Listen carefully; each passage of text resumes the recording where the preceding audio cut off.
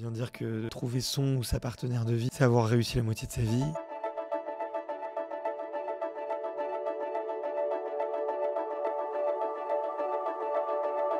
J'étais aux Jeux Olympiques et toutes les caméras étaient sur moi. Je pense qu'on a tous vu ce moment. Ouais. Mon objectif, c'est les 9 minutes en fait. Tu vas lui faire ta demande en mariage si tu passes sous les 9 minutes. Et mon copain, ça fait des années qu'il m'aide dans ma préparation. J'avais pas le choix. Mon sommeil, c'est aussi mon entraînement. Je dois sortir de ma zone de confort. Ces filles-là, moi, je les vois pas comme mes rivales, je les vois comme mes alliés. Parce que sans elles, je fais pas un temps. Quand je suis arrivée aux Jeux Olympiques, il allait falloir apprendre à connaître cette chose que j'avais jamais vécue.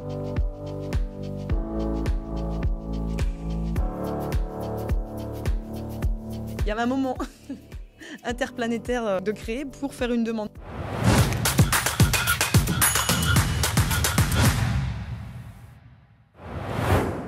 Salut Alice. Salut Bart, ça fait 3 ans. Et enfin on se voit en vrai. Ouais, super. Très contente. Je suis tellement content de te voir depuis effectivement la dernière interview qu'on avait fait en octobre 2021. Effectivement, là je viens de regarder.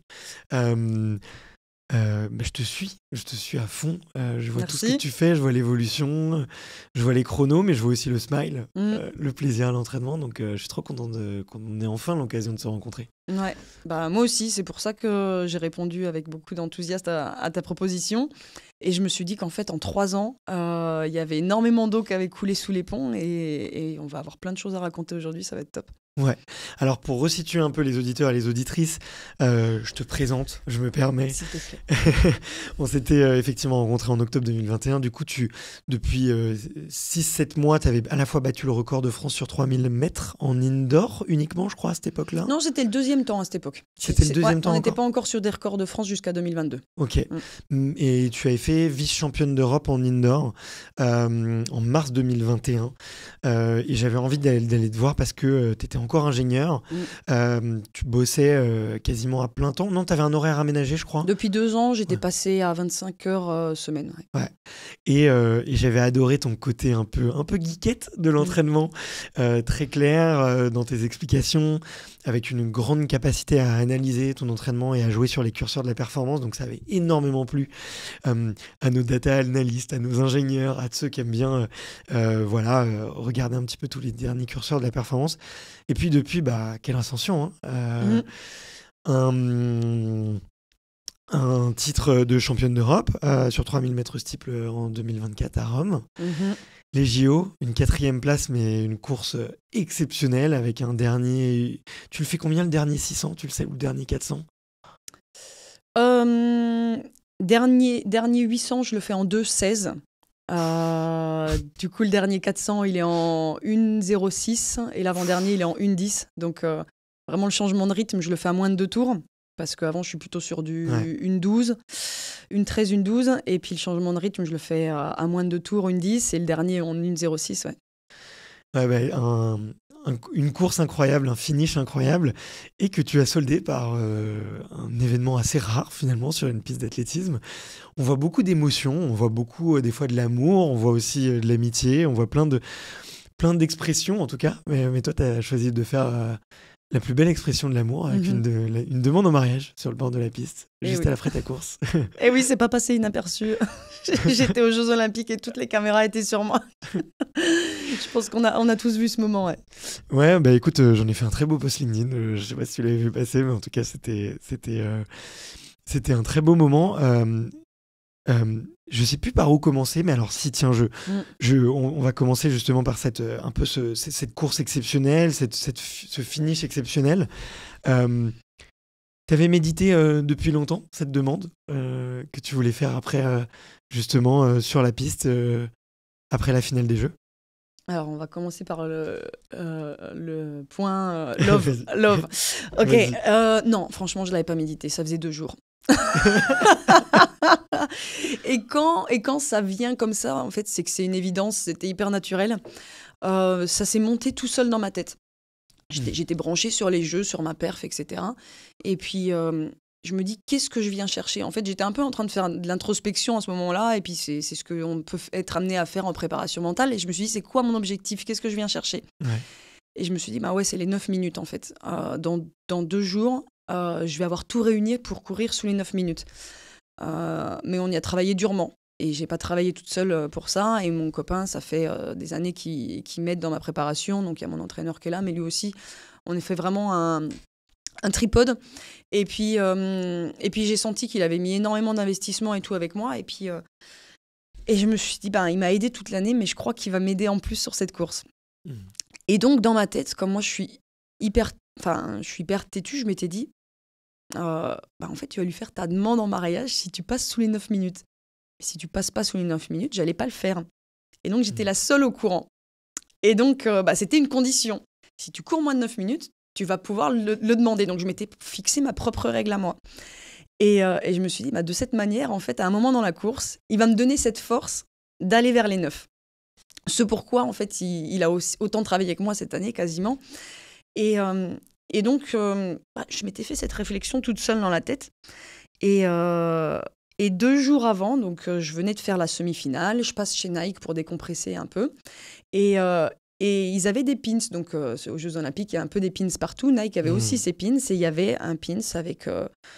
c'était imagé 2 personnes et il y avait marqué « Il y a de l'amour à Paris ». Et je me suis dit, ce sera mon objet de demande. J'ai piqué le pins. Et le jour de la finale, je me suis préparée, mes pointes, mon maillot, mon dossard. Et donc, au moment de mettre le dossard, je mets le pins dans le transpondeur. Donc, j'ai emmené le pins avec moi sur la course. C'est autorisé ? Je sais pas, moi je l'ai fait. Je me suis arrangée pour pas qu'il me dérange, qu'il me fasse mal, qu'il soit en conflit avec le transpondeur. Mais voilà. Tu peux préciser ce que c'est que le transpondeur pour les novices qui sont pas experts, tu vois Ouais, c'est une chip en fait. C'est une chip, comment on dit en français, c'est une puce. En fait, qui va tous les 100 ou les 50 mètres, on va avoir nos temps sur la piste. Donc, il n'y a pas que le visuel niveau caméra, il y a aussi des puces qui marquent les partiels. Ouais. Donc, voilà. J'espère que je n'ai pas fait d'interférence avec mon transpondeur. Votre record d'Europe n'est plus validé. Imagine l'horreur, l'erreur. Et donc, voilà, au moment... En fait, après, on parlera peut-être plus de cette course, mais j'étais complètement branchée sur moi-même, connectée avec moi-même, pour ne pas faire la course, pour pas me faire happer par les autres et pas faire la course du public parce qu'il y avait un bruit incroyable. Et mon nom était scandé depuis le moment où j'ai posé le pied sur la piste, mais j'avais décidé de m'en couper. Et à un moment donné, je m'étais dit, je vais me reconnecter à cette énergie du public français. Et je l'ai fait au moment où je me suis aussi reconnectée aux pins que j'avais embarqués avec moi. Donc, c'est ce qu'on disait avant. Là, j'ai changé un peu ma marque de fabrique où d'habitude, je faisais un dernier 400. Et je me suis dit, t'es aux Jeux Olympiques, il y a un truc à tester. Et c'est un dernier 800. C'est à moins de 800 mètres de l'arrivée où j'ai changé d'état d'esprit. Et je me suis dit, OK, maintenant, tu te reconnectes à ton environnement, à ce que tu as aussi emmené avec toi et je me suis dit ok, va chercher ce que t'es venu chercher, vas-y parce que on est tous avec toi, tout le monde est avec toi et puis j'avais cette demande qui me pendait au nez au bout de 2 tours quoi. Et donc je me suis reconnectée aux pins quoi quand je passe en 6,42 aux 2200 mètres. En fait là je pense à la demande que j'allais faire et donc ça m'a accompagnée dans cette course. Et je passe la ligne, et là, je sais que j'ai fait moins de 9 minutes, parce qu'au niveau du chrono, je sais que je passe avant.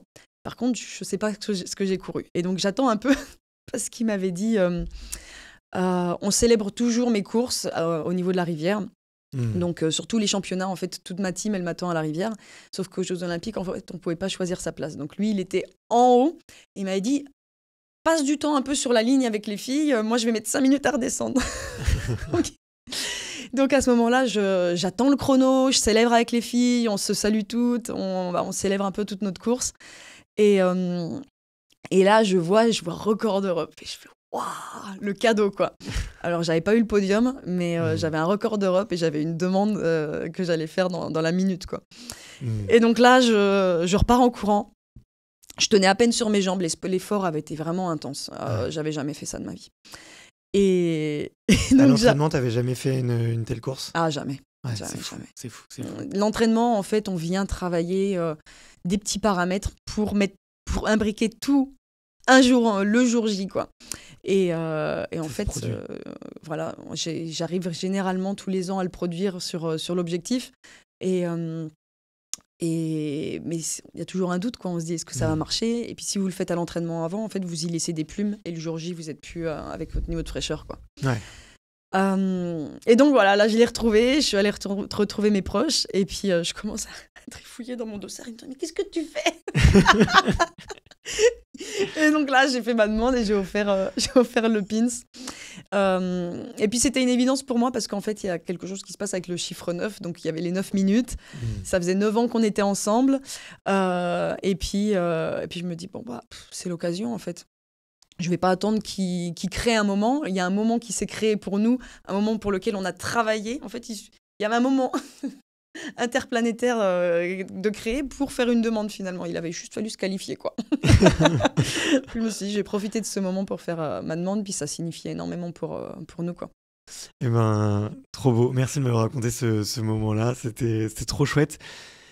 C'est marrant parce que, tu vois, j'ai regardé quand même quelques-unes de tes courses depuis. J'avais regardé la demi-finale. Et sur la ligne de départ, je sais pas, tu vois, c'est facile à rationaliser après coup, tu vois. Mais sur la ligne de départ, on te sent bien, quoi. On te sent dans une énergie transportée. On sent que t'es conquérante, que t'es heureuse d'être là, que tu as envie de croquer la course à pleines dents, en fait. Et je voulais te demander, d'ailleurs, t'as quand même un talent pour battre des records sur des courses charnières, tu vois, que ça soit effectivement sur des championnats d'Europe, ou en tout cas, t'arrives vraiment à être très doué le jour J. Ce qui n'est pas facile. Enfin, franchement, c'est hyper dur. Surtout, je trouve, pour ta distance, où j'ai l'impression que, tu vois, si t'as un tout petit coup de moins bien le jour J, tu peux pas mettre ce fameux kick qui vraiment fait la différence à la fin. Et toi, c'est quand même un kick qui te caractérise beaucoup. Tu fais ça à chaque fois, enfin, t'essaies de trouver un supplément d'âme en dehors de la course à chaque fois pour voler le jour J sur la piste. Ce kick final, je crois que c'est ma marque de fabrique. Et quand j'avais 13 ans, qu'on m'a recrutée dans un club parce que je courais comme ça, et on se disait, bon, elle a quand même une mauvaise gestion de course, il va falloir qu'on modifie ça. Je suis aux Jeux Olympiques, je suis 4e et ça n'a toujours pas changé. Donc j'ai déjà l'impression que je suis en train de faire mon max dans la course, mais il y a toujours une marche en plus à un moment donné que je suis capable. Alors je pense que j'ai une jauge de survie à un moment donné dans la course pendant laquelle je suis en contrôle. Et à un moment donné, ok, j'arrive à faire un changement de rythme que les filles savent pas encaisser aussi derrière. Et puis c'est là aussi où j'arrive à faire la différence. Donc... ouais, je pense que je l'aurai tout le temps, à part un mauvais jour, une mauvaise gestion de course. Mais sur le jour J, il est là, parce que tous les ingrédients sont là, et c'est comme ça que je fonctionne. Donc, et puis en plus, c'est hyper jouissif, parce que je sais que je fais lever les tribunes, mes proches y vibrent. Enfin, j'ai vraiment une gestion de course qui transmet énormément d'émotions autour de moi. Donc, en vrai, quand je fais ça, je prends aussi mon pied, parce que je me dis, wow, on vit un truc trop bien tous ensemble, là. Et tu trouves, à chaque fois, tu as une autre motivation que juste le kick de fin ou juste le record? Non, pas vraiment. Hein. Là, c'était exceptionnel. Là, aux Jeux Olympiques, j'ai décidé de faire l'effort plus tôt. Et je pense que je vais essayer de m'y habituer, hein, parce que c'est important que je le fasse aussi. J'ai vu que ça marchait. Donc, je pense qu'il y a des barrières aussi un peu mentales que je fais tomber. Mais là, j'arrive à une période un peu charnière de mon évolution en course, et je suis consciente qu'il va falloir que je bouscule mes schémas. Parce que j'ai une progression linéaire. En fait, moi, j'ai l'habitude de découper la course en deux, donc le premier 2000 et le dernier 1000. Et puis, si on prend les championnats du monde de Eugene 2022, sur ma meilleure course de l'année, donc c'est sur la finale. Tu fais 5e? Non, je fais 10e. Ah, tu fais 10e cette année. C'est 5e, c'est Budapest l'année suivante.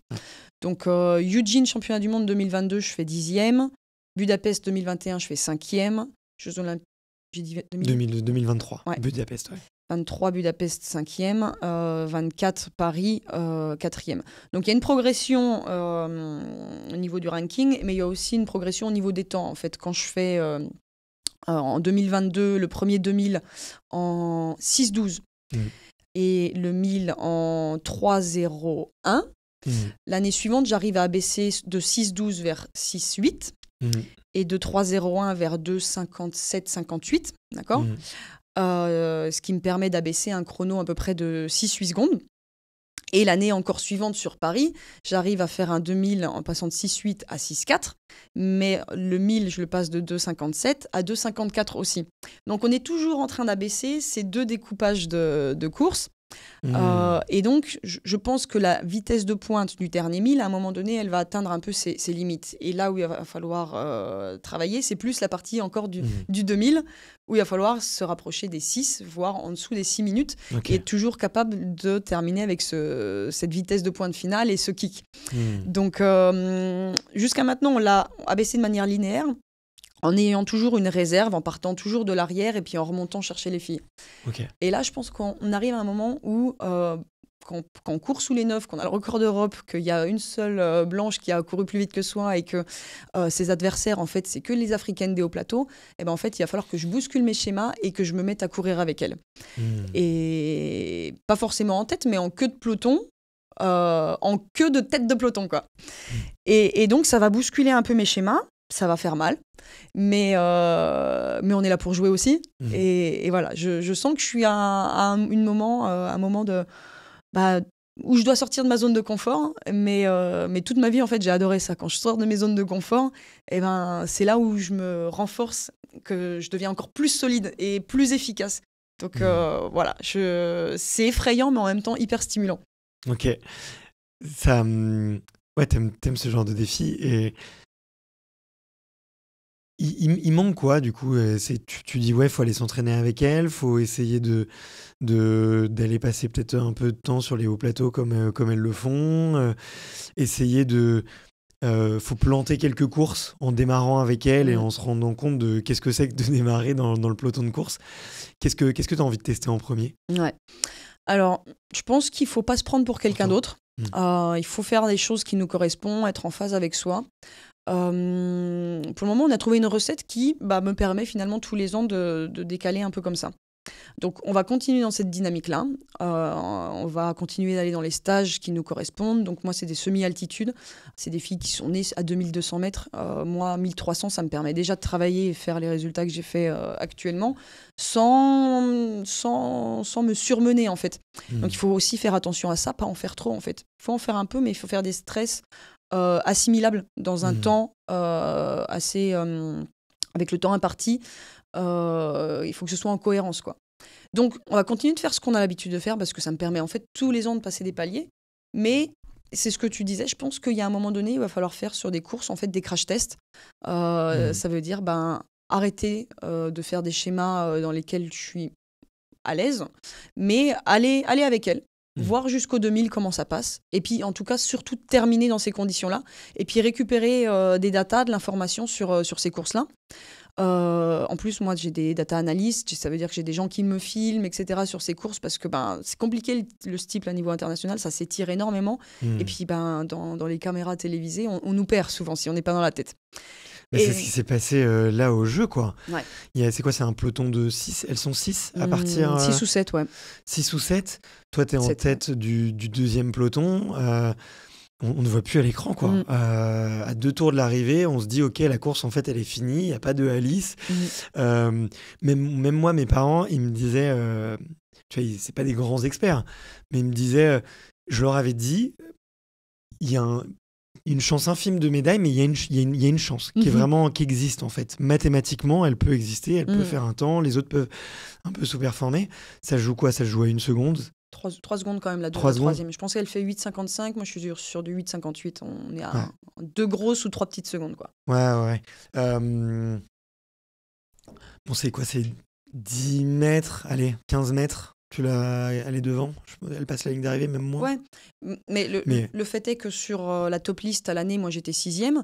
Et je me disais, si je fais vraiment mon moins de 9 minutes, qui est mon objectif, et qu'il y en a qui ne sont pas au rendez-vous, parce que, attention, les filles, elles sont capables d'être performantes en meeting, mais être performantes le jour J, c'est ça qui est hyper compliqué, en fait. C'est rassembler toutes les pièces du puzzle pour qu'à un instant T, ça marche. Et je sais que, comme tu dis, statistiquement, mathématiquement, ça ne doit pas passer pour tout le monde. Donc, moi, je suis à mon meilleur niveau. Il y en a qui ne sont pas à leur niveau. Je me retrouve 4e. J'aurais pu me retrouver aussi 3e comme 5e. Et puis, si ça se trouve, l'année prochaine, je fais 8,55 et je suis 6e. Donc, voilà.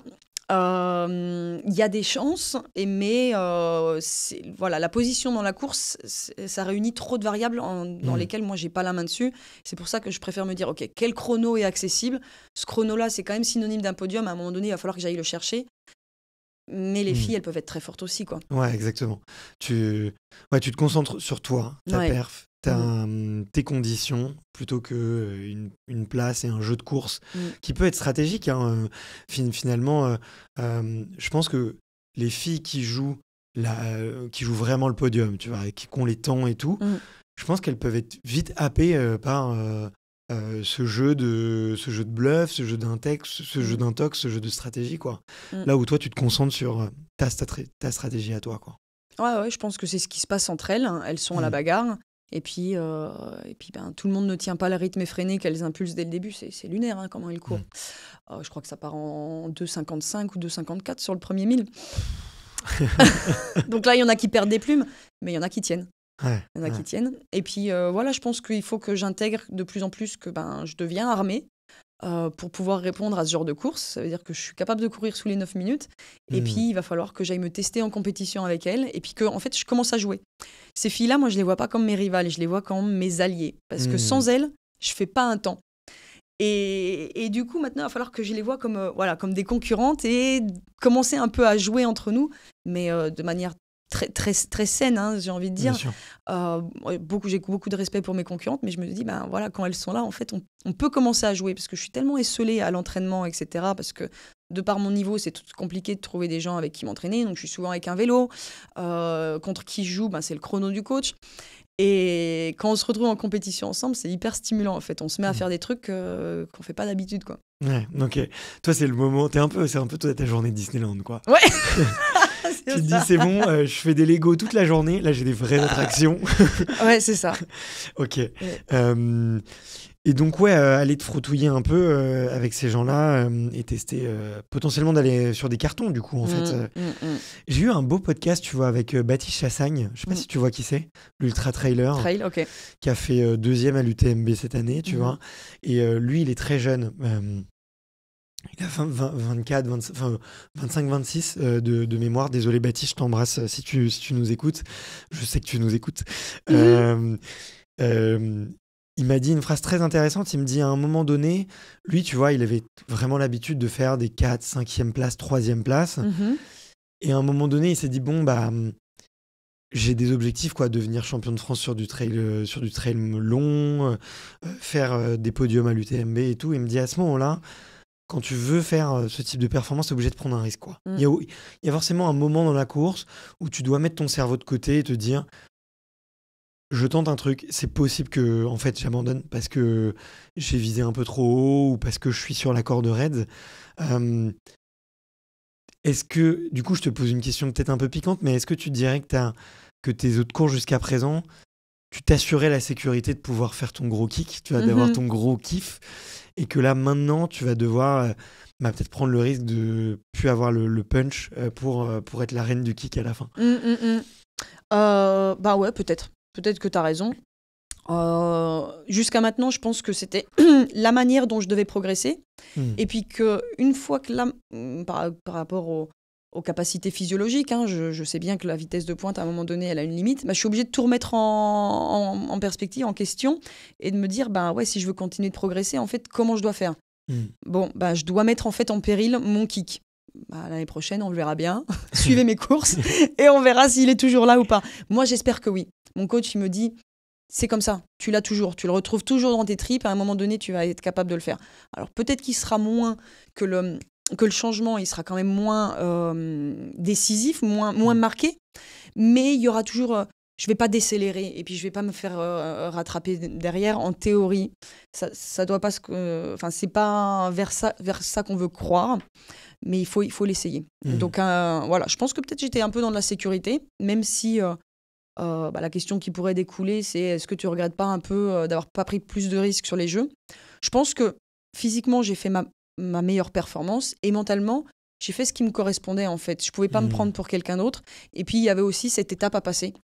Et puis, j'ai envie d'aller chercher cette médaille mondiale. Et je pense que si elle n'est pas arrivée sur les Jeux, c'est qu'elle ne devait pas arriver à ce moment-là. Je devais passer par ces étapes-là. Et quand on regarde un peu mes chronos, ils ont une continuité. Donc, il y a du sens en fait. Et je pense que voilà, c'est peut-être l'année prochaine, l'année suivante, à un moment donné, il va se passer des choses où je vais être capable d'avoir des configurations de course qui vont m'amener vers une médaille. Ok. Tu parles un peu à tes concurrentes? Vous échangez, vous dialoguez. C'est quoi l'ambiance sur le 3000 mètres steeple féminin ou sur le demi-fond? Alors, mon avantage, c'est que je parle déjà 3 langues, donc c'est quand même plus facile de tisser des liens avec d'autres. Donc, entre anglais, français, espagnol, on se retrouve à un moment donné. En Europe, on discute assez facilement. Et puis parce qu'on a un peu les mêmes cadres de référence, les mêmes accès à la technologie, etc. Donc, je pense qu'on est un peu sur la même longueur d'onde. Après, comme on n'a pas forcément le même âge, il y a des filles, par exemple, je vois que elles font plus de saisons que moi. Ça veut dire que moi, j'ai terminé les Jeux. Je pensais déjà à Tokyo 2025. En fait, moi, j'ai un objectif à l'année. Et d'autres filles, je vois qu'elles vont travailler de manière saisonnale, donc hiver-été. Donc on échange un peu sur tout ce genre de techniques, etc. Et puis les Africaines, c'est un peu un point d'interrogation parce que l'anglais, c'est difficile. Il y en a qui le parlent. Souvent, c'est les athlètes qui ont été nationalisés dans d'autres pays. Donc, c'est celles qui sont menées finalement, Bahreïn, Kazakhstan, etc. Roumanie. Voilà. Les Kenyanes, il faut savoir qu'en finale sur les Jeux Olympiques, il y avait, je crois, j'ai regardé, 7 ou 8 filles nées au Kenya. Mais en fait, comme il y en a 3, il y a 3 Kenyanes et 4 ou 5 naturalisés. Et du coup, vous vous retrouvez sur un championnat avec énormément de... Enfin, en fait, le Kenya, c'est les rois du demi-fond et surtout du steeple en plus. Donc avec ces filles-là, c'est plus facile de discuter parce qu'elles ont l'anglais, mais qu'elles ont dû apprendre aussi en se faisant nationaliser dans des pays étrangers. Mais finalement, elles s'entraînent au Kenya, etc. Donc... c'est un point d'interrogation parce que j'ai jamais été là-bas pour m'entraîner. Je sais pas comment elles s'entraînent. Et puis ça te donne envie? J'aimerais bien, mais je suis pas sûre que ça me correspond maintenant en fait. J'y ai déjà pensé, mais je suis pas sûre que ça corresponde à mon profil, à ce qu'on travaille, à notre méthode de travail. Alors par exemple, ceux qui font du double seuil sont beaucoup plus à l'aise, je pense, sur des hautes altitudes. Quand tu dis du double seuil, c'est... Alors, je connais pas trop parce que c'est pas nos techniques d'entraînement, mais ça veut dire qu'ils vont travailler la même journée 2 fois au seuil sur des volumes différents. Et donc, ça veut dire que c'est des techniques d'entraînement où on travaille moins d'intensité, en fait. Et c'est pas notre cas. Et du coup, pour travailler des intensités et des rythmes de compétition, en fait, nous, on est obligé de faire ça à 1300 mètres. Donc, pour le moment, je sens que par rapport à ma discipline, c'est pas ce qui me correspond. Mais en même temps, j'aimerais bien aller voir, aller comprendre en fait, parce que là, aujourd'hui, mes rivales, c'est les Kenyanes. Donc, c'est important de comprendre comment ils fonctionnent. Je pense que c'est social, c'est systémique, c'est génétique. Il y a plein de choses qui rentrent en ligne de compte. Et puis c'est pas forcément facile d'avoir des informations ni de leur part, etc. Quoi. Faut aller voir. Faut aller voir. Je pense qu'il faut aller voir. Ça fait pas partie du plan encore, mais voilà, j'y réfléchis. Je sais pas, je ferme pas la porte. Et puis, entre nous, il y a vraiment une bonne entente. Enfin voilà, comme moi, c'est pas le cas de tout le monde. Hein. Il y a des gens qui ont un esprit hyper compétitif et puis ils te regardent, ils te font de l'intox. Moi, les Américaines me font de l'intox, elles regardent la tête aux pieds et tout. Je dis, ouais, ça va, vas-y, on parlera sur la piste. Hein. J'essaye de faire de l'intox à l'échauffement. Moi, c'est pas du tout mon genre. Et j'ai beaucoup de respect pour mes concurrentes parce qu'en fait, je me dis, c'est tellement extrême. ma vie, ce que je fais, mes entraînements, en fait, il n'y a personne qui me ressemble plus que mes concurrentes. Et du coup, je les vois comme des personnes comme moi, je les respecte énormément, je les comprends. Quand il y en a une qui est blessée, qui ne peut pas être à un championnat, en fait, je ne me réjouis pas de son absence, j'ai plus de l'empathie pour elle. Et puis je me dis, en fait, si je gagne et qu'elle n'est pas là, en fait, ça me fait chier. Parce que, en fait, j'ai envie de me battre contre toute ma concurrence, quoi. Du coup, vraiment une bonne ambiance. En fait, elles font partie du staff quasiment, quoi. Okay. Si elles sont pas là, en fait, la perf, elle a pas la même valeur. C'est ton jeu. Ouais, exactement. C'était joué. Attends, là, tu me parles des Américaines qui te toisent là sur la piste d'entraînement.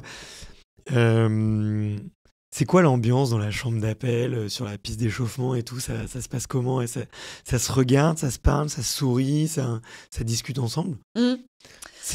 Je sais pas si vous avez regardé, si tu as regardé, toi, la série Sprint sur les sprinteurs américains, jamaïcains et tout, qui est passée sur Netflix. J'ai motivé ma compagne à la regarder. Alors, on a fait pour l'instant que les 2 premiers épisodes, mais ouais. C'est pareil tout le long. Ils sont énormément dans la démonstration, dans l'intox, etc. entre eux. Faut savoir que c'est très américain, je trouve. C'est très américain parce que les Jamaïcains sont un peu plus calmes de ce qu'on voit.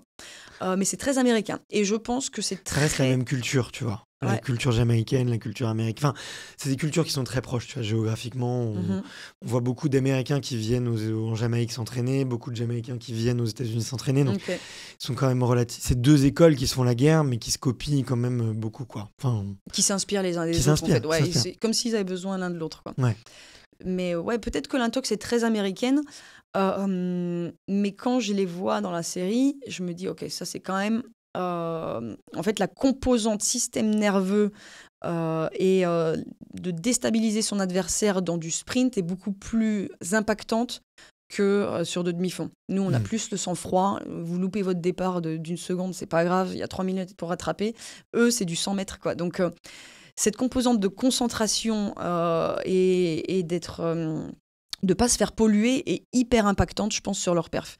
Et donc, il y en a qui en jouent. Je trouve ça... je trouve ça pas cool, mais ça fait partie du jeu. C'est des showman, c'est dans leur représentation. Nous, on n'est pas comme ça. Moi, je sais que quand je rentre en chambre d'appel, c'est instinctif. Je me mets en mode animal. Ça veut dire que tous mes sens vont se décupler, je capte les choses beaucoup plus vite, je suis plus alerte, je sais que mes muscles sont chauds, actifs, etc. Comme en fait une appel à la fuite. C'est vraiment l'instinct animal. Le stress, c'est le corps qui se met en marche pour passer à l'action. Et en fait, c'est génial parce qu'à ce moment-là où je me mets à stresser quand je suis en chambre d'appel, je suis pas au bureau ou je suis sur ma chaise et je peux rien faire, en fait. Je suis à un moment donné où je me prépare à l'action. Donc, en fait, je me dis, ce stress-là, il est hyper bénéfique pour moi. Donc, je me dis, le stress, c'est positif. Quand je commence à ressentir cette activation un peu corporelle et tout, je me dis, OK, la machine se met en marche et ça marche toujours. Même si j'ai un mauvais jour ou quoi, où je doute un peu à l'échauffement, je rentre en chambre d'appel et c'est comme si le corps, il savait, quoi. Le corps et l'esprit. Et puis, on est là, on fait nos trucs, ça passe hyper vite. Mes rivales, elles font un peu la même chose. On se fait guider. La chambre d'appel... c'est un moment donné où c'est un peu hors du temps quand même. On ne voit ni le coach, le public ne nous voit pas, on n'est que entre nous. Et puis on se fait guider, on met nos chaussures, on met notre dorsale, on passe des checks, et puis tout se met un peu en place. Et on met des pins. Ouais, on met des pins. Voilà, donc c'est un moment hors du temps, je pense. Ok. C'est hyper intéressant ce que tu dis là, c'est que toi tu ressens tous les événements du stress et tu le vois comme un signal positif. Et j'en parlais justement avec Pierre David là, dans un épisode qu'on a fait récemment qui est préparateur mental. Il me disait, voilà, il y a vraiment 2 façons de voir le stress, soit comme un danger, soit comme quelque chose de positif. Mais il faut savoir qu'il est naturel en fait. C'est juste notre corps qui se prépare à être plus performant, plus rapide, plus alerte, plus conscient. Tu vois, avant un moment de prise de parole en public, les mains deviennent moites. Parce que typiquement, oui, c'est du stress, mais c'est pour nous rappeler qu'il faut les bouger quand on va parler, tu vois. Ok. Tu vois, il y a des choses un peu comme ça. Ou peut-être que toi, je sais pas si sur ta montre, peut-être que ton rythme cardiaque, il augmente légèrement, tu vois, avec le stress. C'est un échauffement, en fait. C'est l'échauffement avant de rentrer. Ça serait presque inquiétant qui baisse, tu vois. Donc, il y a vraiment le switch là-dessus, et je trouve que, en tout cas, tel que tu en parles, ça montre que tu le comprends très bien, mais c'est pas naturel pour tous et toutes. C'est vraiment de le voir comme quelque chose de positif et de l'accueillir et se dire ah, c'est cool, là j'ai les changements, machine mode activated, c'est en train de se démarrer, et c'est presque l'inverse qui devrait nous inquiéter. C'est de se dire là, je suis à 10 minutes d'une finale olympique, je ressens rien, c'est pas normal, quoi, tu vois. Et ça a pu arriver, tu vois, j'ai discuté avec une athlète qui était en natation, elle a eu trop d'émotions dans le stade. C'était lui, je pense, tu vois, effectivement, c'est en France, il n'y a jamais eu une piscine aussi grande. Il n'y a jamais eu autant de public dans une piscine de l'histoire, en fait. D'accord. Et c'était presque un x2 où, tu vois, comparé à la taille normale. Et donc, il y a eu un espèce de trop plein d'émotions, trop plein d'énergie, et elle pleurait derrière ses lunettes, quoi. Elle n'a pas réussi à se dire, ok, c'est que des signaux pour que je nage encore plus vite, quoi. Et effectivement, tu vois, je pense un peu comme les sprinteuses ou les sprinteurs, le petit grain d'émotion en trop, sur de la natation, il doit être un peu fatal, quoi. Ouais. C'est quoi les mots que tu te répètes, toi, au moment entre la chambre d'appel et justement le départ? C'est quoi les phrases qui reviennent souvent en toi, les pensées qui peuvent venir? Qu'est-ce que tu aimes bien te rappeler? Alors, je pourrais répondre rapidement, mais je vais te refaire l'histoire. Vas-y, donc j'adore. Ce que tu viens d'expliquer, typiquement, l'ampleur des Jeux Olympiques et l'impact que ça pouvait avoir émotionnellement sur les athlètes. Donc, tout le monde disait alors les JO et tout. Moi, je disais tranquille, les JO, en fait, c'est une piste orthonormée. Les barrières, elles mesurent la même chose. Elles sont tous les 80 mètres. Il y en a 35, 27, c'est des rivières. Enfin voilà, je me répétais mon truc que je contrôle, que je fais depuis des années. Et je disais en plus, c'est les mêmes filles qu'à Budapest, c'est les mêmes filles qu'à Eugene. Il n'y a rien de différent. C'est les Jeux de Paris. Je disais, finalement, Paris, c'est un événement plus gros parce qu'on a décidé d'en faire un événement médiatique, etc. Et donc, je déplaçais le problème. Sauf que quand je suis arrivée aux Jeux Olympiques, en fait, j'étais à Paris. Et il y avait l'ampleur de l'événement et il allait falloir apprendre à connaître cette chose que j'avais jamais vécue. Et moi, plutôt sûre de moi, je contrôlais toutes mes variables, etc. Et puis, quand même, les Jeux avaient commencé. On était jeudi, vendredi, un truc comme ça. Et puis tout le monde dit faut aller voir le stade, c'est quelque chose. Ok. Et je disais non, j'ai pas envie de dépenser l'énergie à aller voir le stade parce que c'est des émotions, c'est de l'énergie. Les gens vous prennent de l'énergie, etc. Et donc moi, j'aime bien rester dans ma bulle. Et puis on me le répétait. T'es introverti? Tu te définirais comme introverti? Je suis une introvertie extravertie. Tu te recharges seul, mais t'aimes dépenser ton énergie avec les autres. Je suis hyper sociale, mais j'adore la solitude aussi. Enfin, j'en sais. Je pense que je suis une introvertie. Comment tu te recharges? Seule, en faisant du sport, la nature, en cuisinant, j'adore cuisiner. T'es une introvertie? Ouais, je pense. Je suis une fausse extravertie. Est-ce qu'après ce podcast, tu penses que tu seras un petit peu fatiguée? Ou tu seras rechargée? J'ai encore un événement cet après-midi, donc vaut mieux pas, mais ce soir, je vais être fatiguée. Ouais. Mais demain, je suis au max, encore une fois. non, bien sûr. Je pense que tu es un peu plus introverti. Tu vois, c'est vraiment la question, c'est de se poser. Si je passe 2 heures avec un groupe, est-ce que je ressors boosté ou est-ce que je ressors un peu fatigué? Ouais. C'est pas forcément une question de d'aimer les autres ou pas. C'est vraiment comment est-ce que ton énergie se recharge. Comment tu gères ton énergie. Comment elle se recharge. Par rapport au sport, pour être au max de ma performance, j'ai besoin d'être seule. Moi, je suis fou tout seul, tu vois, avant une compète. Ok. J'ai besoin d'avoir quelqu'un avec qui parler, à qui, tu vois... Oui, pour madame, c'est parfois un peu compliqué. Mais c'est hyper important, en fait. Peu importe l'étiquette, en fait, il faut apprendre à se connaître et savoir ce qui nous fait du bien. Et donc, j'étais dans cet état-là, en train de me dire, non, dans ma bulle, je suis bien, c'est comme ça que je me prépare et que je dépense pas d'énergie pour la mettre à full le jour J. Et puis, en même temps, voilà, on mettait ce doute sur sur la découverte du stade. Et puis, je me suis dit, allez, j'y vais. Moi, j'ai l'habitude de tout contrôler. Donc, cette méconnaissance, en fait, il fallait que je la valide. Je vais voir le stade. Hop, je prends l'information. Ok, ça fait cette taille-là, machin. Ok, c'est bien. Je rentre. Et puis, c'était peut-être le lendemain. Je fais la semi-finale. Puis, j'avais un peu cette appréhension. Je me dis, comment ça va se passer? La relation avec le public, le stade, etc. Et puis en même temps, je me dis, de toute façon, tu n'as pas besoin d'être à 200%, c'est que la semi-finale. Pour toi, ça devient une formalité, mais attention, voilà, c'est quand même un passage obligatoire. Et puis, c'est du steeple, il y a des barrières, il peut se passer plein de choses. Donc, concentration au max, mais Mais je venais prendre de l'information pour être en plus performante derrière sur la finale. Et donc voilà, ça se passe bien. Je suis contente de cette relation avec le public et tout. Et je sens qu'en fait, le public français attend ma course. Parce que je déçois rarement. En ma progression depuis 2021, cette médaille, en fait, elle a été que linéaire. À chaque fois, je fais record sur record. J'améliore mes positions dans la course sur les grands championnats et tout. Donc on se dit, les gens me parlent de médaille, quoi. Alice, la médaille. Donc le jour de la finale, on m'envoie plein de messages et tout le monde me dit, Alice, la médaille, elle est pour toi. Je le sens. C'est ton histoire, etc. Donc comme si ça devenait un dû. Et en fait, c'était même pas ce pourquoi j'étais venue. Enfin, moi, je viens pour me dépasser, pour aller sous les 9 minutes que je pensais être accessible et synonyme de podium. Mais vraiment, le podium, je voulais pas en faire un objectif parce que je me rendais compte que j'allais me tromper d'objectif. Et là, j'appelle ma préparatrice mentale. Et d'habitude, je le fais pas aussi près de la course. Là, on est à 3 heures de la semi-finale. Il doit être 5 heures de l'après-midi. Je cours à 21h. Et je l'appelle et je lui dis, écoute... je veux pas répondre aux attentes des gens. Voilà ce qui m'arrive sur mon téléphone et je lui dis voilà, je veux pas que ça me parasite, aide-moi à me recentrer sur moi-même. Donc on discute comme on discuterait avec une amie, etc. Mais elle a des mots justes et à un moment donné elle me dit joue ta propre partition. Et elle m'a dit plein de choses, mais cette phrase-là, elle a résonné en moi et je l'ai écrit. Et après je l'ai écrit sur ma main. Et elle me dit, sois toi-même. N'oublie pas d'être toi-même, ça marche toujours. Et donc, c'est vrai, je me disais, voilà, il faut que je me ressente sur moi, toujours mes sensations, etc. Et puis, elle me dit, voilà,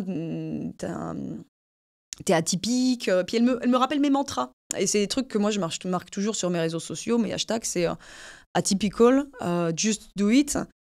C'est le truc de Nike, mais ça me parle, ça marche. Pour moi, c'est vas-y, fais-le, mets en application ce pourquoi t'as travaillé. Et puis... sin limites, qui est en espagnol, c'est zéro limite. Et donc, je m'étais fait une phrase, pour en revenir aux 2-3 mots que je me répète. J'avais marqué sur mon poignet « Joue ta propre partition » et après, j'avais écrit en anglais « Don't forget to be yourself, because you are atypical and sin limites, and just do it because you are sin limites. » Donc, je m'étais fait une phrase de mes mantras et puis, je le relisais et je me reconnectais à moi-même suite à ça. Et ça m'avait permis, en fait... c'est ce public qui peut mettre une énorme pression, qui peut nous faire sortir en fait de nos schémas. Et quand je voulais pas m'y connecter, j'ai réussi à me recentrer sur moi. Et comme je te disais au tout début du podcast, quand à un moment donné, il a fallu aller chercher cette énergie et que je savais qu'ils allaient m'aider, à moins de 2 tours de l'arrivée, je me reconnecte à eux, quoi. Et ça a été une gestion émotionnelle et mentale que j'avais jamais testée avant. C'était incroyable. Ok. Est-ce que durant la course, ça c'est une question, c'est un peu une question what the fuck, mais je te disais là, je fais des aerox, tu vois, c'est des entraînements un peu très durs où t'enchaînes là beaucoup de burpees, de la course et tout. Il y a des moments où je suis mal. Et du coup, moi, je me mets un disque rayé dans la tête. Je me dis, t'es bien, tu kiffes, ouais. Tu kiffes. Je me répète. Et ça marche super bien en fait. Ça marche super bien parce que je bouche complètement la petite voix qui pourrait être négative, tu vois. Toi, comment tu fais ?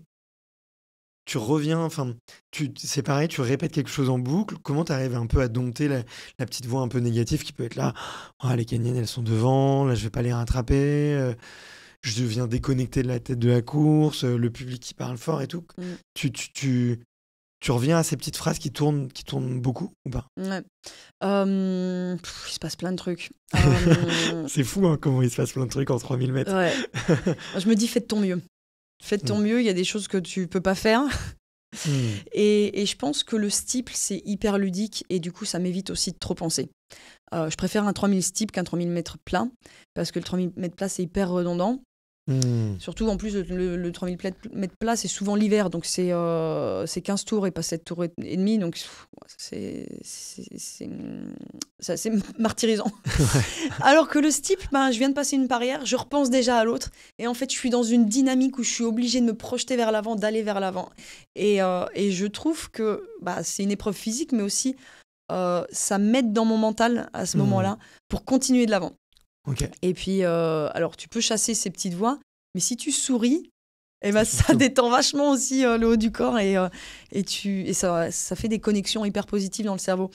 Je suis pas sûre que je souris toujours en course, mais c'est un tips pour non, mais c'est vrai que tu les gens qui nous mal, écoutent. Hein. Ils seront sûrement en run en train de nous écouter. Alors faites un petit sourire, vous verrez, ça ira tout de suite. Non, mais c'est vrai, moi je le dis à mon fils là, quand il a 4 ans et demi, je lui fais faire du vélo et il y a des jours c'est un peu dur, tu vois. Je lui fais faire mes sorties. On va pas vite, hein. On va 6 minutes du kilomètre. Lui, il est en petit vélo à côté. Pour lui, c'est beaucoup, hein. Et des fois, ça va pas. Et je lui dis, juste souris. Fais un petit effort pendant 1 minute, tu souris. Et au bout de 1 minute, il pleure plus. Trop bien. Il est content, quoi. Trop bien. Bon, des fois, ça veut pas. Mais c'est fou à quel point ça change tout. Ouais, puis en fait, instaurer ce genre de réflexe dès le plus jeune âge, après, tu lui rends service pour le reste de sa vie. Ouais, j'espère. J'espère aussi que je vais pas le traumatiser parce que quand même, c'est pas. Non, mais hier c'était dur, quoi. On a fait quoi? On a fait 9 kilomètres. Pendant les 4 premiers. C'est bien. Pendant les 4 premiers, il y avait des gémissements, quoi. Ok. Papa, j'ai pas envie, papa machin, nan. Je lui dis, tes jambes, elles sont un peu fatiguées, elles vont se réveiller. Parce que je sais que sur la deuxième moitié, je pense qu'il aura un très bon kick. Ouais. Parce que sur la deuxième moitié, ça va beaucoup mieux, en fait. Il y a les hormones qui sont sécrétées et là, il est à fond, quoi. Exactement. Et il me remercie à la fin. Il me dit, papa, je suis désolé d'avoir pleuré au début. En fait, j'aime beaucoup ça. Ah, c'est génial. On recommence demain. Et le lendemain, c'est exactement le même cycle. C'est, allez, on met les chaussures. Oh, je sais pas, j'ai pas envie. Il fait froid, nan. Combien d'entraînements semaine, là, avec le petit? Là, ces 2 semaines-là, c'est les vacances scolaires. Donc, c'est pas tous les jours, mais c'est 2 jours sur 3, on va dire. Non, sinon, c'est le samedi, c'est obligatoire. Il n'y a pas le choix. Okay. Et sinon, c'est soit le mercredi soir, soit le dimanche. Trop bien. Voilà, il en a 2 par semaine. Il sait qu'il peut pas y louper. Et le petit subterfuge, c'est à chaque fois, si je lui dis, ouais, on va courir, on va juste faire un tour de lac, tu vois, en face de l'INSEP, là. Lui faire 3-4 tours de lac, pour un enfant de 4 ans, c'est redondant, tu vois, ils sont comme nous, hein, mais en fois 10. Donc, à chaque fois, il y aura forcément une petite pause pour donner un peu de pain au canard ou aller voir à l'écurie de l'INSEP, tu vois, aller voir les chevaux. Il y a toujours un petit subterfuge. Ou des fois, c'est passer devant l'INSEP pour aller voir Teddy Riner qu'on a vu cet été, tu vois. Tu le mets dans des bonnes conditions. Je pense qu'il va s'accrocher. Hein. J'espère. Est-ce que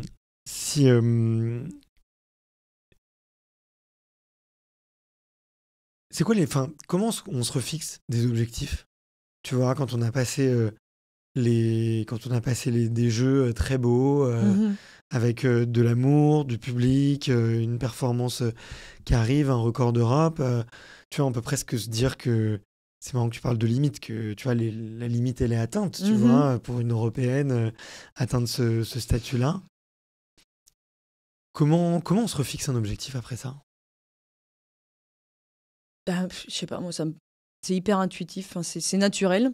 Donc, j'ai même pas forcément réfléchi à pourquoi. Je pense que de base, j'adore l'entraînement. En fait, je me verrais mal me repousser autant dans mes limites si je prenais pas du plaisir quasiment tous les jours à ce que je fais. Alors, oui, attention, c'est pas tous les jours, j'ai pas une motivation à 200%. Il y a énormément de discipline. Mais je sais pas, j'adore ce que je fais, c'est hyper rythmé. Je pars beaucoup en stage, j'ai pas le temps de m'ennuyer. En plus, en fait, mon travail aussi, c'est de prendre soin de moi. C'est hyper satisfaisant, c'est hyper agréable.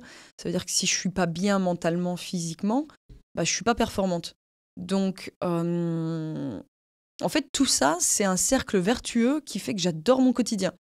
Donc, repartir au travail, c'est pas compliqué. Et puis, au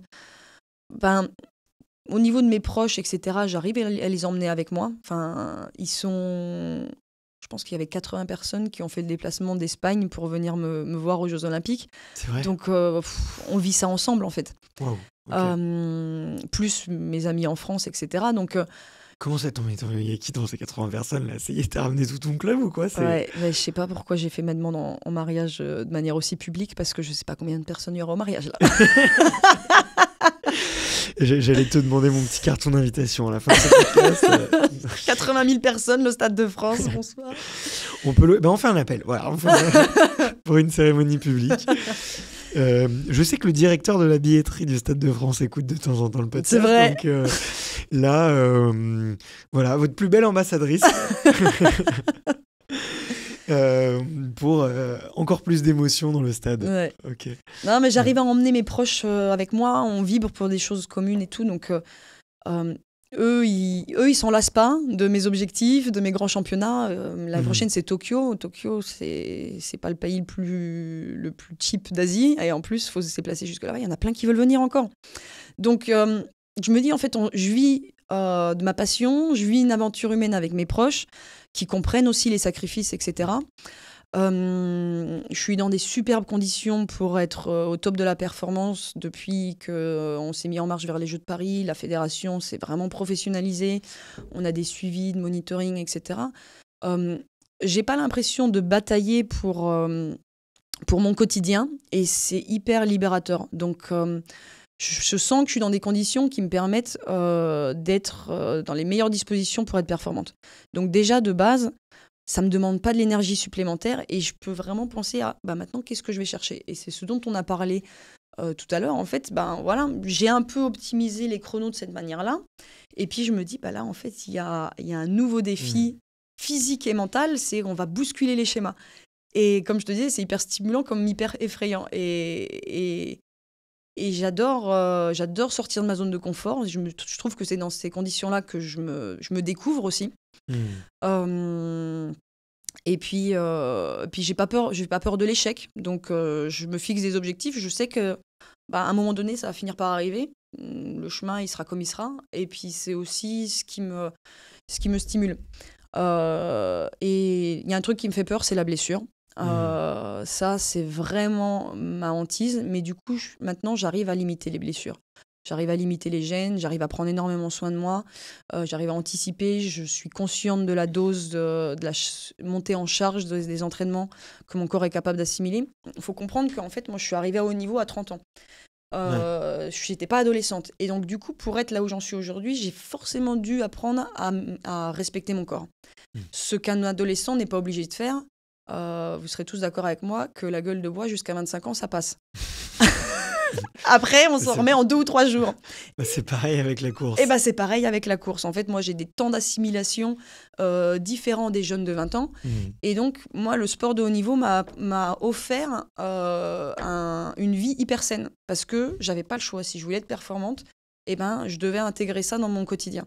Ce qu'un jeune qui a commencé à 16 ans et quand il frôle les 25, voilà, ça c'est mon année charnière, mais quand il frôle un peu ce passage dans l'âge adulte, il se dit mais pourquoi ça passe plus ? Non, en fait, il faut juste, c'est pas réinventer sa pratique, mais il faut juste apprendre à se respecter, à se connaître et puis à faire les choses un peu de manière différente. Et c'est là où en fait, on les voit plus parfois.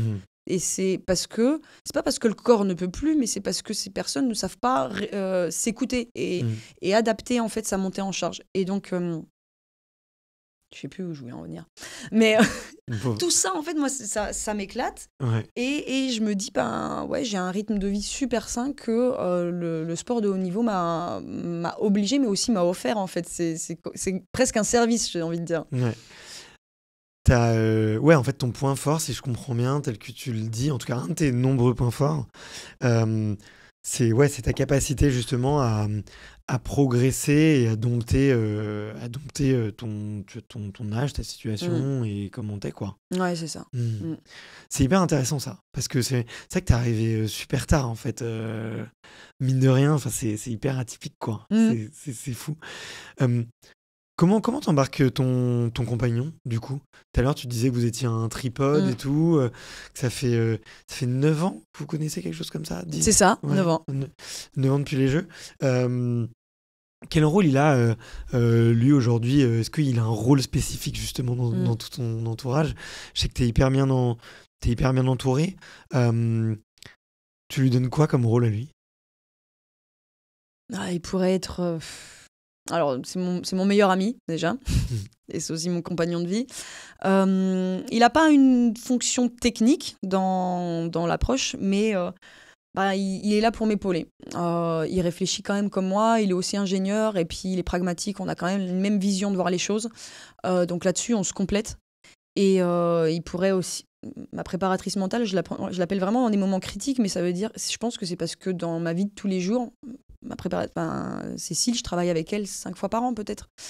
Ce qui peut paraître vraiment très peu, très ponctuel, mais je pense que dans ma vie de tous les jours, en fait, mon copain me sert aussi d'appui mental, en fait.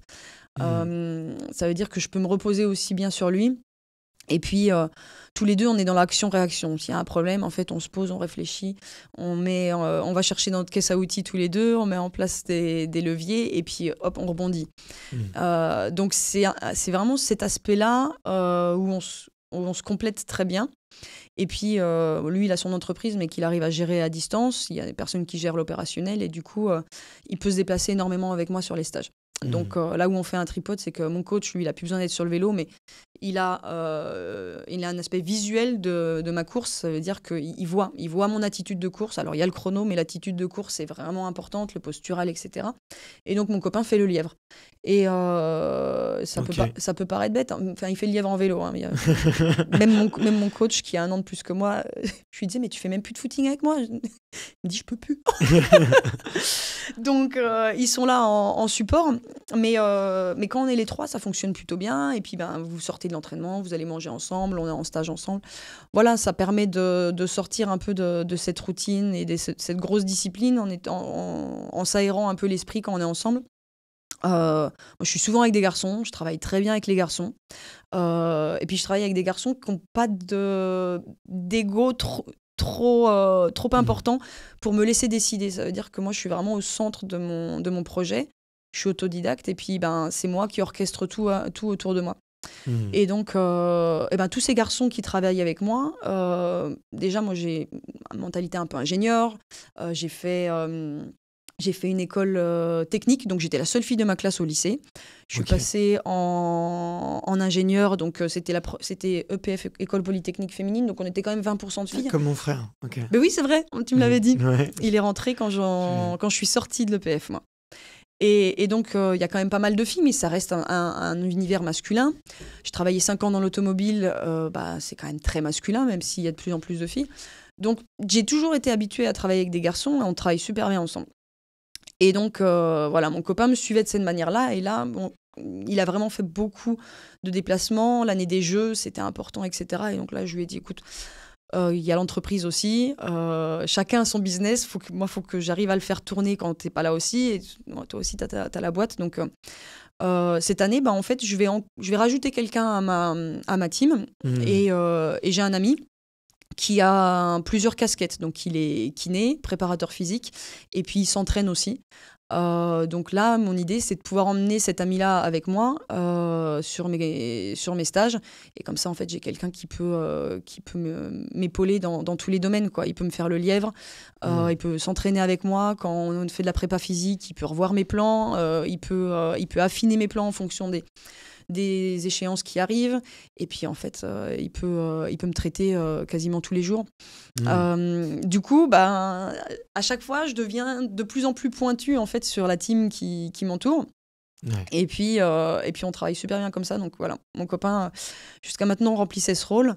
Maintenant, couteau suisse, un peu. Voilà, c'est comme ça que je les appelle, les couteaux suisses. T'as tout compris. Il est espagnol. Non ? Ouais. Il doit mal le prendre de se faire appeler couteau suisse, mais... Non, c'est pas mon copain le couteau suisse, c'est mon ami. Pardon, oui, excuse-moi. Mais ton copain, il avait quand même un peu ce rôle au début, si je comprends bien, de te challenger un peu partout et de combler un petit peu les besoins quand il en avait besoin. Exactement. Lui, il sait répondre un peu à tout. Il court lui aussi ? Ouais, il fait du triathlon. Là, ce week-end, on va sur Marseille-Cassis, où les organisateurs nous ont invités. Moi, j'avais dit que je courrais pas, que c'était 20 km là pour le moment, c'est trop long. Et lui, il a dit ouais, j'y vais. Il est moins entraîné que moi, je sais pas comment il va faire. Ok. Mais c'est le genre, voilà, c'est le genre d'amateur, full plaisir. Il adore se défoncer, mais il n'a aucune discipline, quoi. Ok. Comme ça, c'est dit. C'est toi la disciplinée du couple. C'est ça. Ok. Ça te donne envie un petit peu les distances un peu plus longues. Là, tu parles de Marseille-Cassis.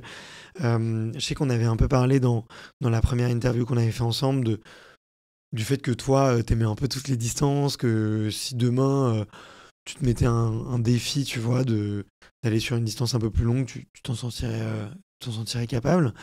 C'est un truc que tu gardes pour plus tard. Ouais, je pense que j'ai le profil. Alors, je pense que ça devrait pas poser de soucis. Après, c'est est-ce que j'en ai envie Et franchement, là, j'adore le steeple. J'ai un peu eu une révélation cette année où, pendant l'hiver, j'ai beaucoup travaillé le foncier. Donc, ça ressemble à une préparation route, hein, que ce soit 10K, semi-marathon, etc. Et puis, je me suis dit, franchement, je m'emmerde. Et je me demandais si j'aimais encore la course à pied, quoi, en mars. Et puis, j'ai fait un 10K, qui était un mauvais jour pour moi. Et puis, je me suis rendu compte que dans un mauvais jour, j'arrivais même pas à mettre le kick final, quoi, sur un 10K. J'ai pas pris de plaisir du tout. Et juste après, on s'est remis préparation steeple en vue de l'été. Et là, je me suis dit, ah ouais. Ça, c'est le sport que j'aime, en fait. Toucher un peu à tout pendant toute la semaine, être sur de la plio, de l'explosivité, des passages de haies, passer les haies à haute vitesse, en fait, parce qu'il faut que je m'habitue aussi à les passer quand je fais ce dernier kick final. Passer des haies au seuil, aller courir dans la pampa et tout quand on va en Afrique du Sud. Enfin, j'adore ça.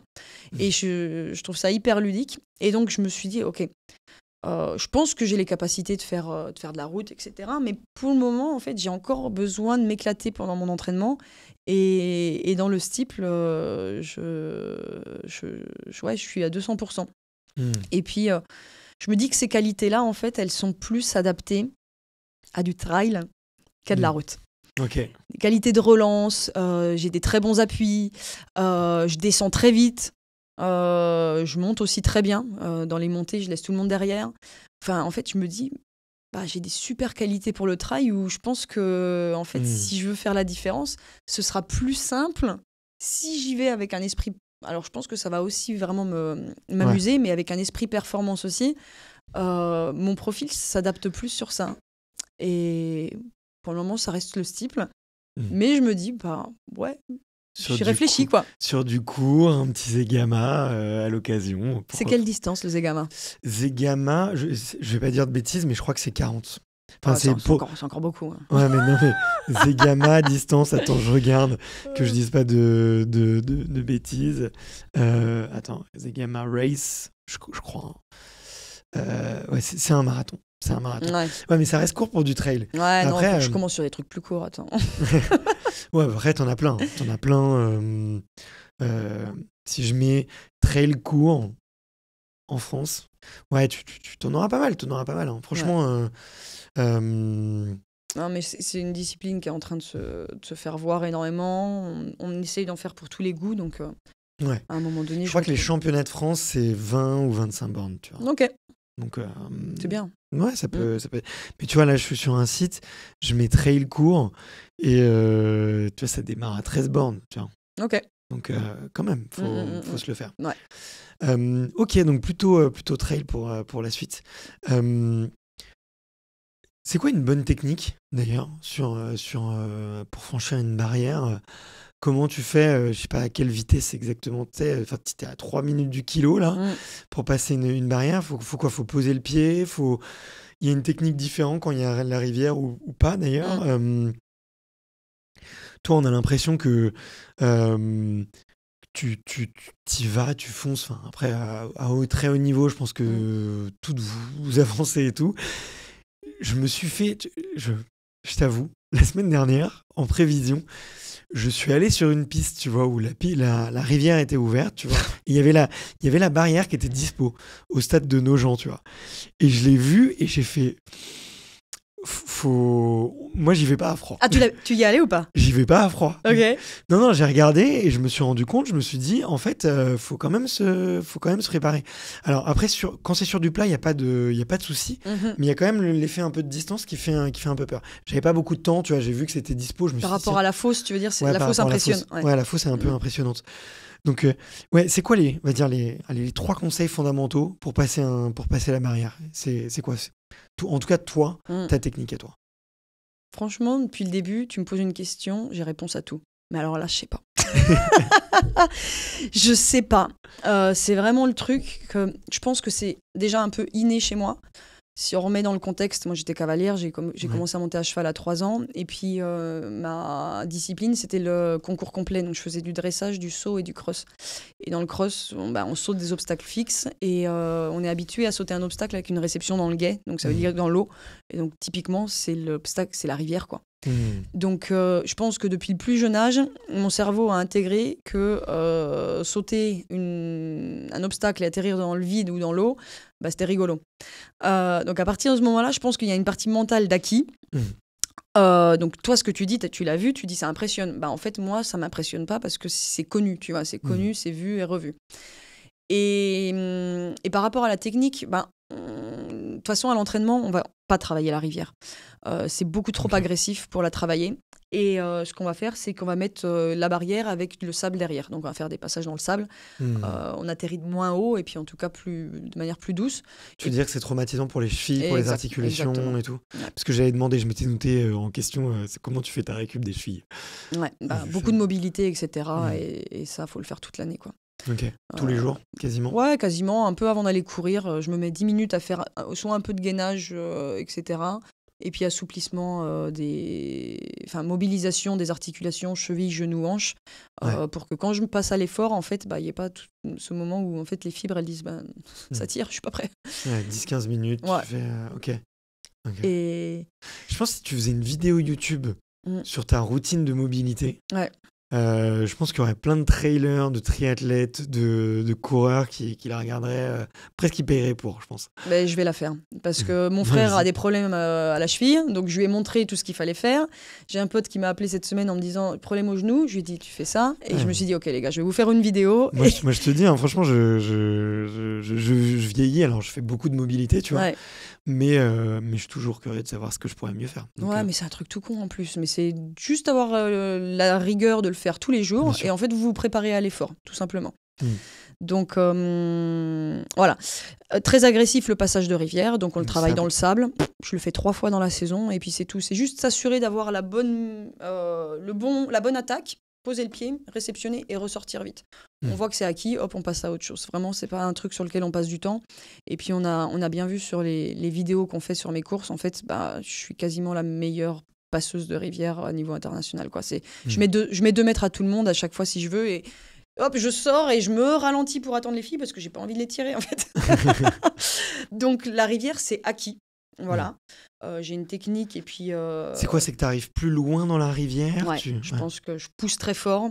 J'ai pas peur et je pousse très fort. En fait, je peux piétiner devant, mais on s'est rendu compte que c'était pas grave, en fait, l'abord.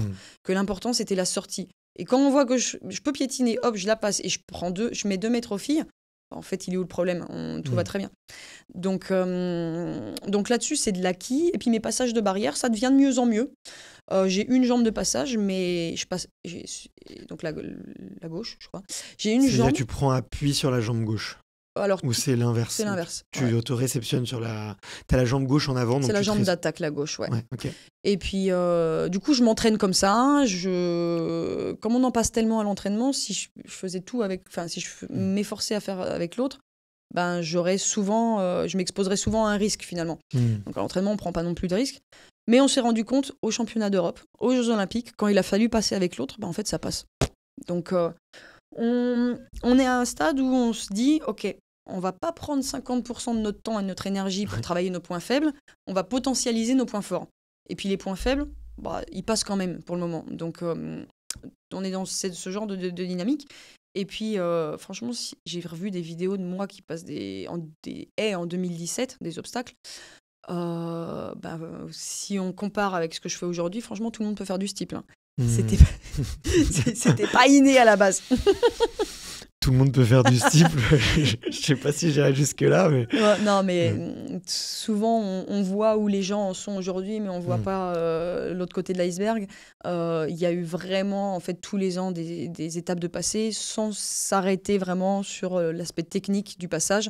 Mon coach, il me disait, plus t'en passes, plus tu vas adopter le truc et plus ça va passer. Et il avait raison, en fait. Ouais, ok. C'est grave d'avoir toujours la même jambe d'appel et la même jambe d'attaque. Bah, les autres, les championnes du monde, elles changent. Non, mais quand on parlait de technique, bah, en fait, mes rivales, il n'y en a pas une qui les passe de manière très ergonomique. Hein. Enfin, les Africaines, elles sautent tous comme des cabris, un peu avec les jambes de côté.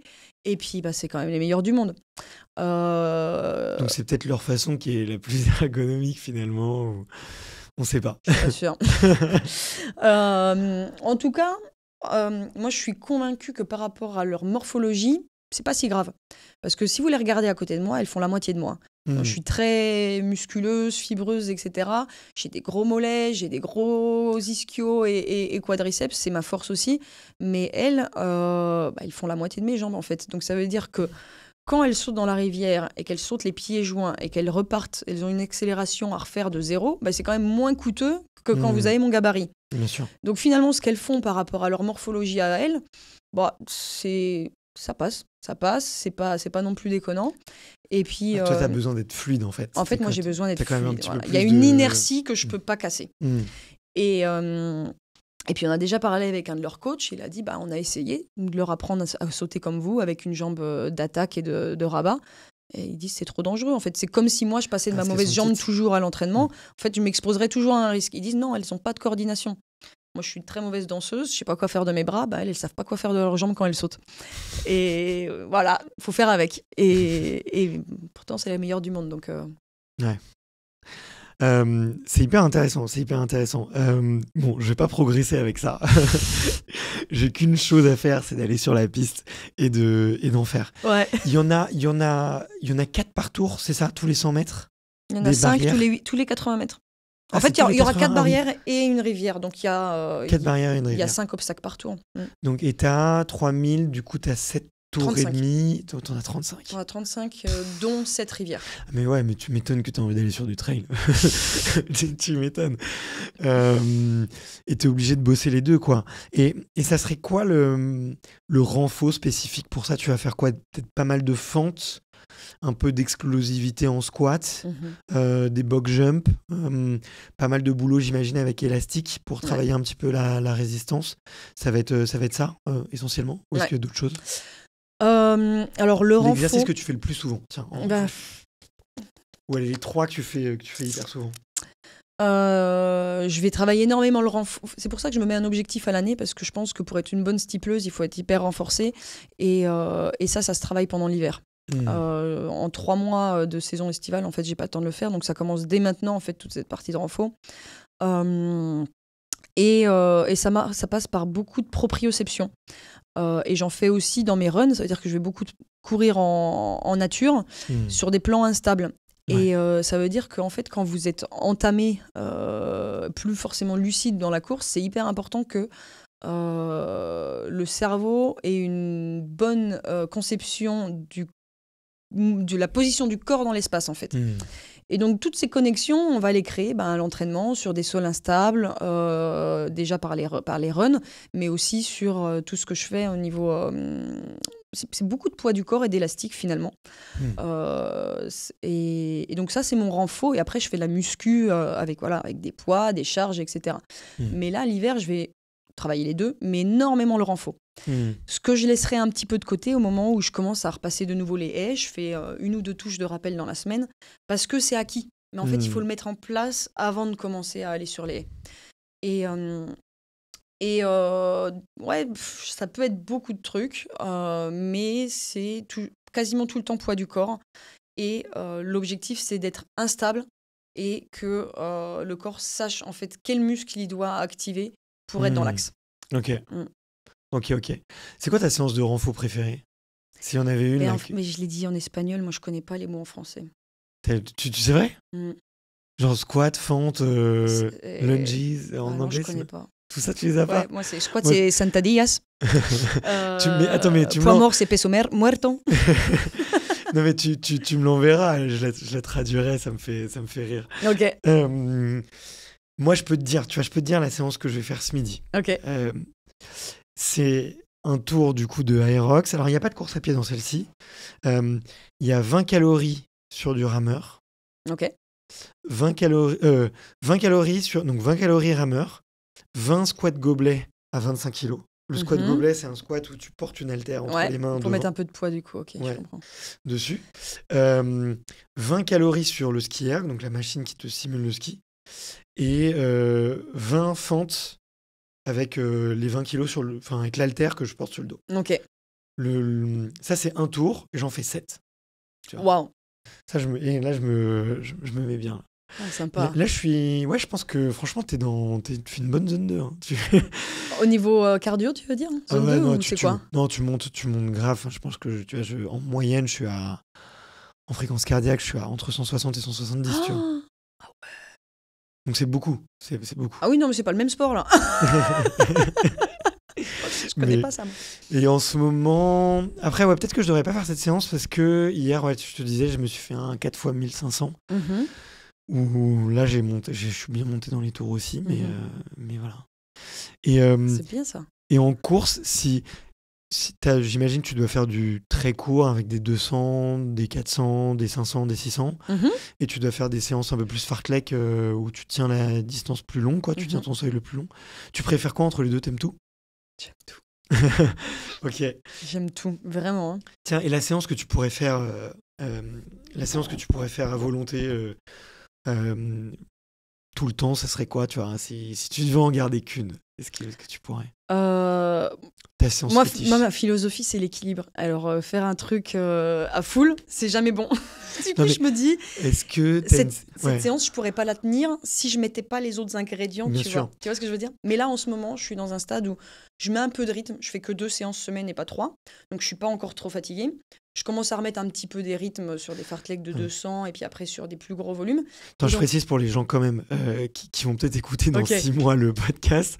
On est exactement du coup fin octobre. Ouais. Les jeux sont passés depuis 2 mois et demi. Donc c'est en période de récup quand même.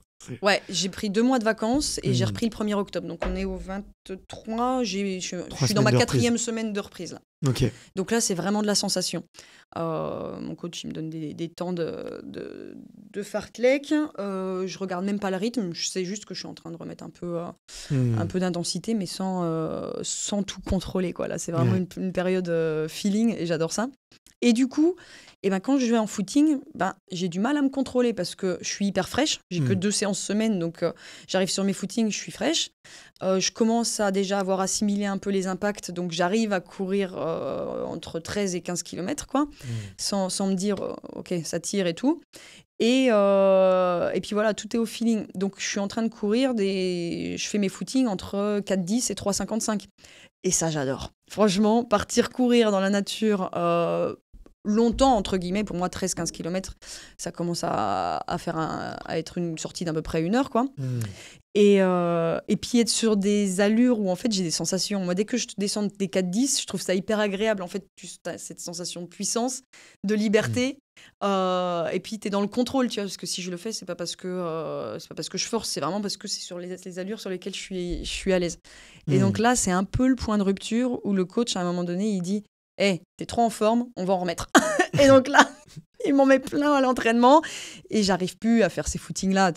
Après, t'es plus sûr de la récup parce que t'as besoin de récupérer de ce que t'as fait la veille, donc tu peux plus. Donc là, je suis vraiment dans la période. J'ai 1 mois où j'arrive à kiffer mes footings et ça, c'est ce que j'aime. Donc c'est pour ça que je me dis, trail aussi, c'est pas déconnant avec ce que je préfère, c'est courir longtemps, fort, en nature.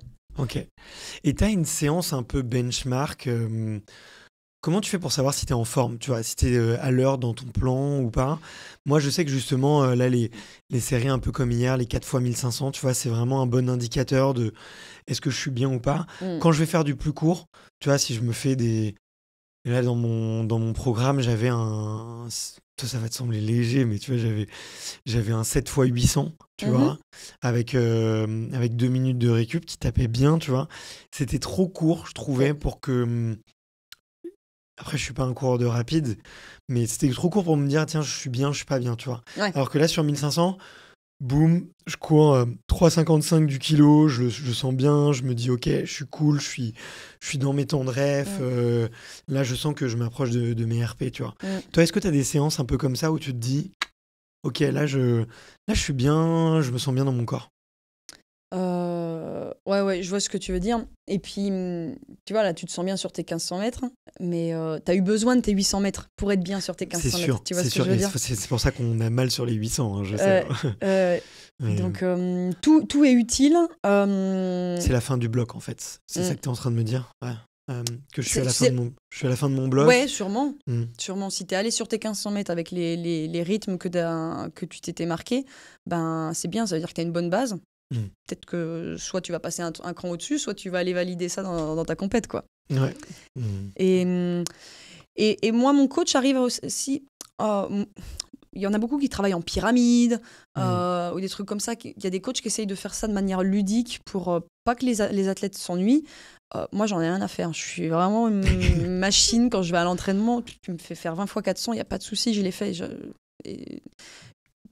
Tu me mets sur le plan ce qui marche. Moi, je le fais, il n'y a pas de souci. Essaye pas de me divertir. Mais mon coach arrive un peu tous les ans quand même. Alors, il a toujours cette marque de fabrique, donc c'est très répétitif, mais ça ne me dérange pas. Mais il va quand même changer les allures, les récupérations, etc. d'une année sur l'autre. Donc, je n'ai pas vraiment une séance typique. À un moment donné, il y a un 20 x 400 qui m'a donné confiance et je me suis dit, OK, là, on a ancré les bases. Je suis bien, on passe à autre chose. Par contre, ça, c'était il y a 2 ans, je n'ai jamais refait 20 x 400. J'ai fait 18 fois, mais par contre, les récup étaient plus courtes, où le rythme était un peu plus intense. Donc, en fait, quand on progresse tous les ans, il n'y a pas une séance type. Il y a une séance type que je fais souvent, mais là, c'est vraiment le pic de forme. En fait, c'est la séance qui va confirmer qu'on est en forme, mais qui va en plus me mettre en forme parce qu'elle me fait tellement sortir de ma zone de confort que je viens choquer mon corps. Et derrière, en fait, je suis affûtée. Je m'affûte. En fait, c'est la séance et derrière, il y a l'affûtage où on fait le tapering. Et là, on va en compétition. Et donc, cette séance, elle évolue aussi tous les ans. Donc en 2022, avant d'aller à Eugene, on avait fait 2 x 1000 en 2,45. Ok. J'étais carpette, j'étais au sol. Tu me demandais pas de me relever quoi sur le coup.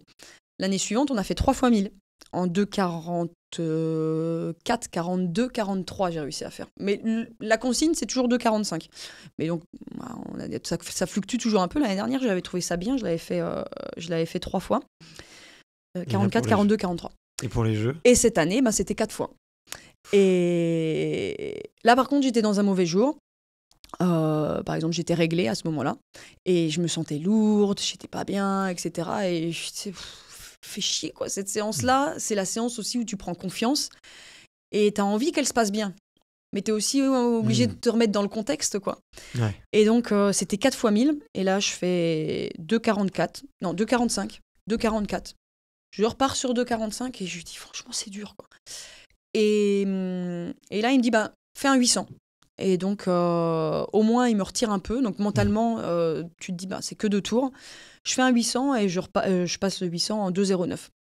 2,09, c'est très bien parce que je repars encore plus vite. Parce que mon 800, je le fais plus vite que mon 800 de quand je cours le 1000 en 2,45, qui, je pense, est autour de 12.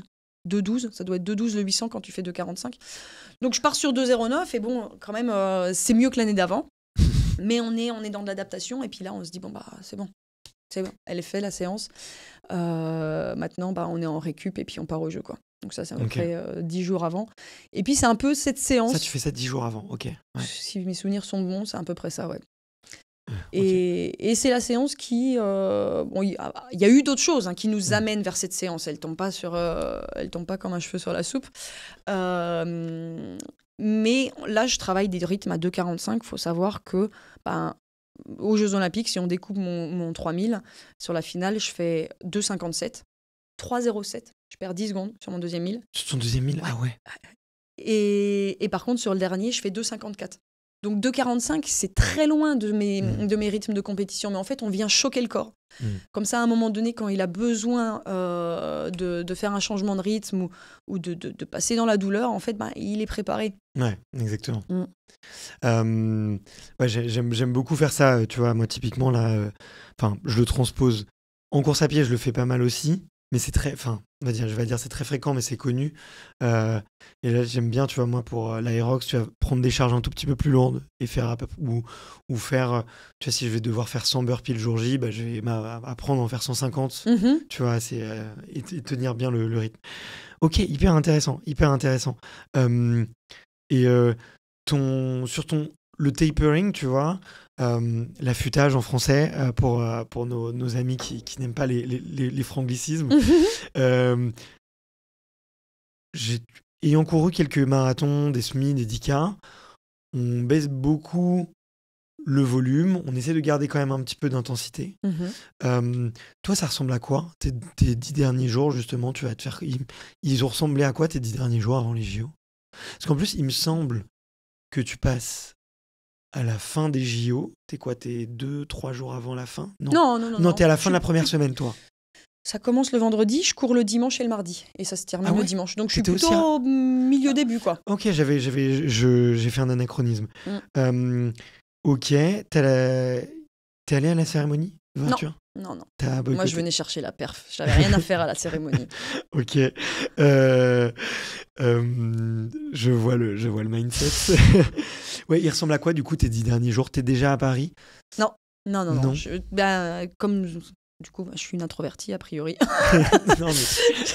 Je reste chez moi. Mais en fait, ça fait 2-3 ans que je partage ça à la fédération. Je leur dis, j'ai besoin d'arriver au dernier moment. En fait, quand je dépense de l'énergie inutilement, quand je suis pas chez moi, quand je suis dans des lieux où il faut que je m'organise différemment, etc. Donc, je leur avais dit, s'il vous plaît, ne m'obligez pas à aller à la cérémonie d'ouverture. C'est beaucoup trop tôt par rapport à ma course. C'était 10 jours avant. Donc, je voulais pas faire le déplacement en France et puis avoir un temps mort à ce moment-là. Donc, moi, j'étais encore chez moi avec mon staff, je voyais mon kiné. J'étais capable d'orchestrer mes journées de manière hyper fluide par rapport à ce que j'aurais fait étant sur Paris, à l'INSEP, etc. Donc, moi, j'étais vraiment jusqu'au dernier moment. Je suis arrivée mercredi soir, j'ai passé jeudi à l'INSEP. Vendredi, je suis arrivée au village. Dimanche, j'ai couru. Donc, je suis arrivée 4 jours avant. Ok. Tu cours 4 jours avant, ok, et tu fais quoi? Tu fais le petit footing, petit jog, tu fais pas un peu de vitesse, tu fais pas de... On maintient les mêmes séances, 3 séances semaine, jusqu'au jeu, c'est ce que j'ai fait. Et puis, dans les séances, en fait, c'est des rythmes de compétition, en fait, après. On est sur des rythmes qu'on contrôle.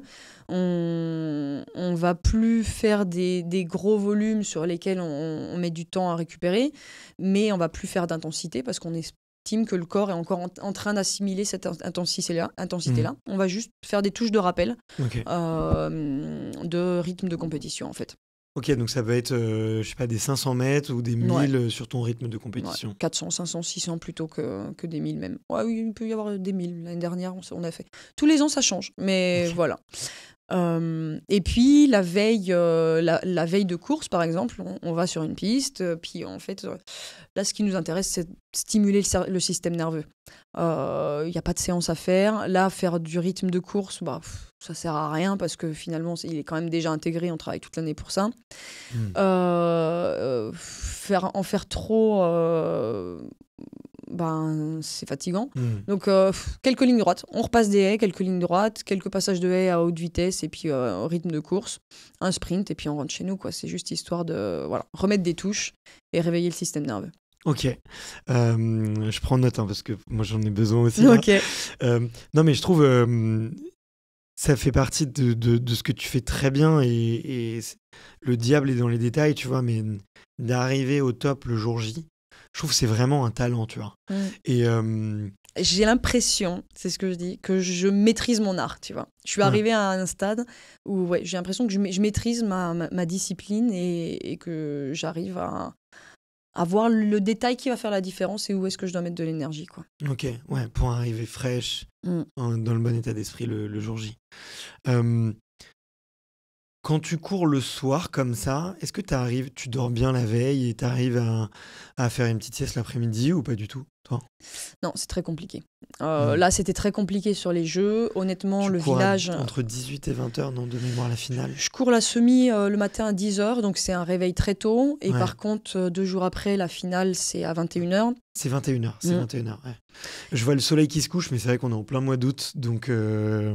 La température est bonne et tout ça, c'est super agréable. Par contre, faut savoir que moi, sur les compétitions et grands championnats, aussi, je suis toujours contrôlée antidopage. Donc la veille de ma compétition, ils viennent me contrôler à 6h du mat. C'est 6h? C'est pas mon horaire, mais ils sont venus à cette heure-là. D'ailleurs, j'étais en colère, je leur ai dit, écoutez... Putain, moi, je les flingue ici. Tu me réveilles à 6h, une veille de finale. C'est ça. Mais je deviens fou. Je suis devenue folle. parce qu'en fait, on a une obligation, je rappelle un peu pour les gens qui ne connaissent pas forcément, dans le haut niveau, on a l'obligation d'être géolocalisable tous les jours et d'avoir un créneau d'1 heure où on est contrôlable. Donc, ça veut dire qu'on a l'obligation de répondre si un agent de contrôle se toque à la porte. Et donc, on est soumis à différents contrôles qui sont urinaires et sanguins. Et donc, en général, les athlètes mettent la première heure pour être sûr d'être trouvable. Parce que si vous avez des changements d'agenda dans la journée, c'est compliqué d'être à l'endroit que vous aviez prévu. Donc, l'heure du réveil, voilà, moi, pendant les Jeux, je m'étais dit 8 heures, c'est une heure raisonnable.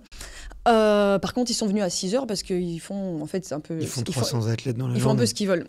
Et donc, quand j'ai essayé de faire qu'ils prennent conscience que, en fait, la veille, le jour de votre course, en fait, vous pouvez ne pas dormir bien. C'est pas très grave parce que les 24 heures qui précèdent votre course, vous pouvez être sur l'orthosympathique. Vous avez suffisamment de jus et de réserve pour tenir. Mais c'est l'avant-veille qui est toujours très important pour moi. Sûr. Et donc, c'est l'avant-veille qu'on vient me contrôler. Et je leur dis, en fait, vous êtes en train... Alors, nous, toute l'année, on soigne chaque détail. Mais par contre, vous êtes en train de gâcher ma nuit la plus importante avant la course de ma vie, en fait. Et là, en fait, ils se sont rendus compte de la situation dans laquelle ils nous mettaient. Et alors oui, on veut bien le jouer, le jeu de l'antidopage, run clean, etc. Et nous, on a tout intérêt aussi à montrer, à se faire contrôler. Mais il y a un moment donné où, quand c'est autant invasif, moi, j'ai commencé à ce moment-là à ne plus me reposer suffisamment. Donc l'avant-veille, j'avais pas bien dormi.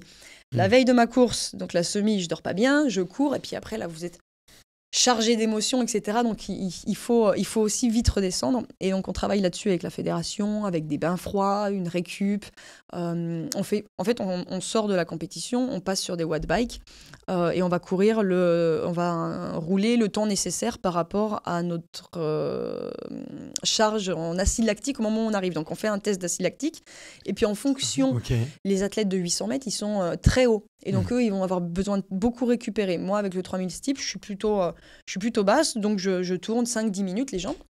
Ensuite, vous passez dans un bain froid où il faut monter jusqu'en haut de l'abdomen pour prendre le nerf vague. Le nerf vague, c'est ce qui va permettre, c'est votre nerf pneumogastrique et c'est ce qui régit un peu toutes les viscères. Et ce qui va aussi calmer les rythmes cardiaques et en fait vous faire repasser du système orthosympathique vers le sympathique. Et donc ça va vous permettre de mieux récupérer et dormir derrière. Et donc après on passe par un massage pour continuer d'activer le parasympathique, excuse-moi. Et puis ensuite vous rentrez à l'hôtel, vous vous isolez, vous mangez, vous vous isolez, vous essayez de faire une sieste, ça marche pas toujours.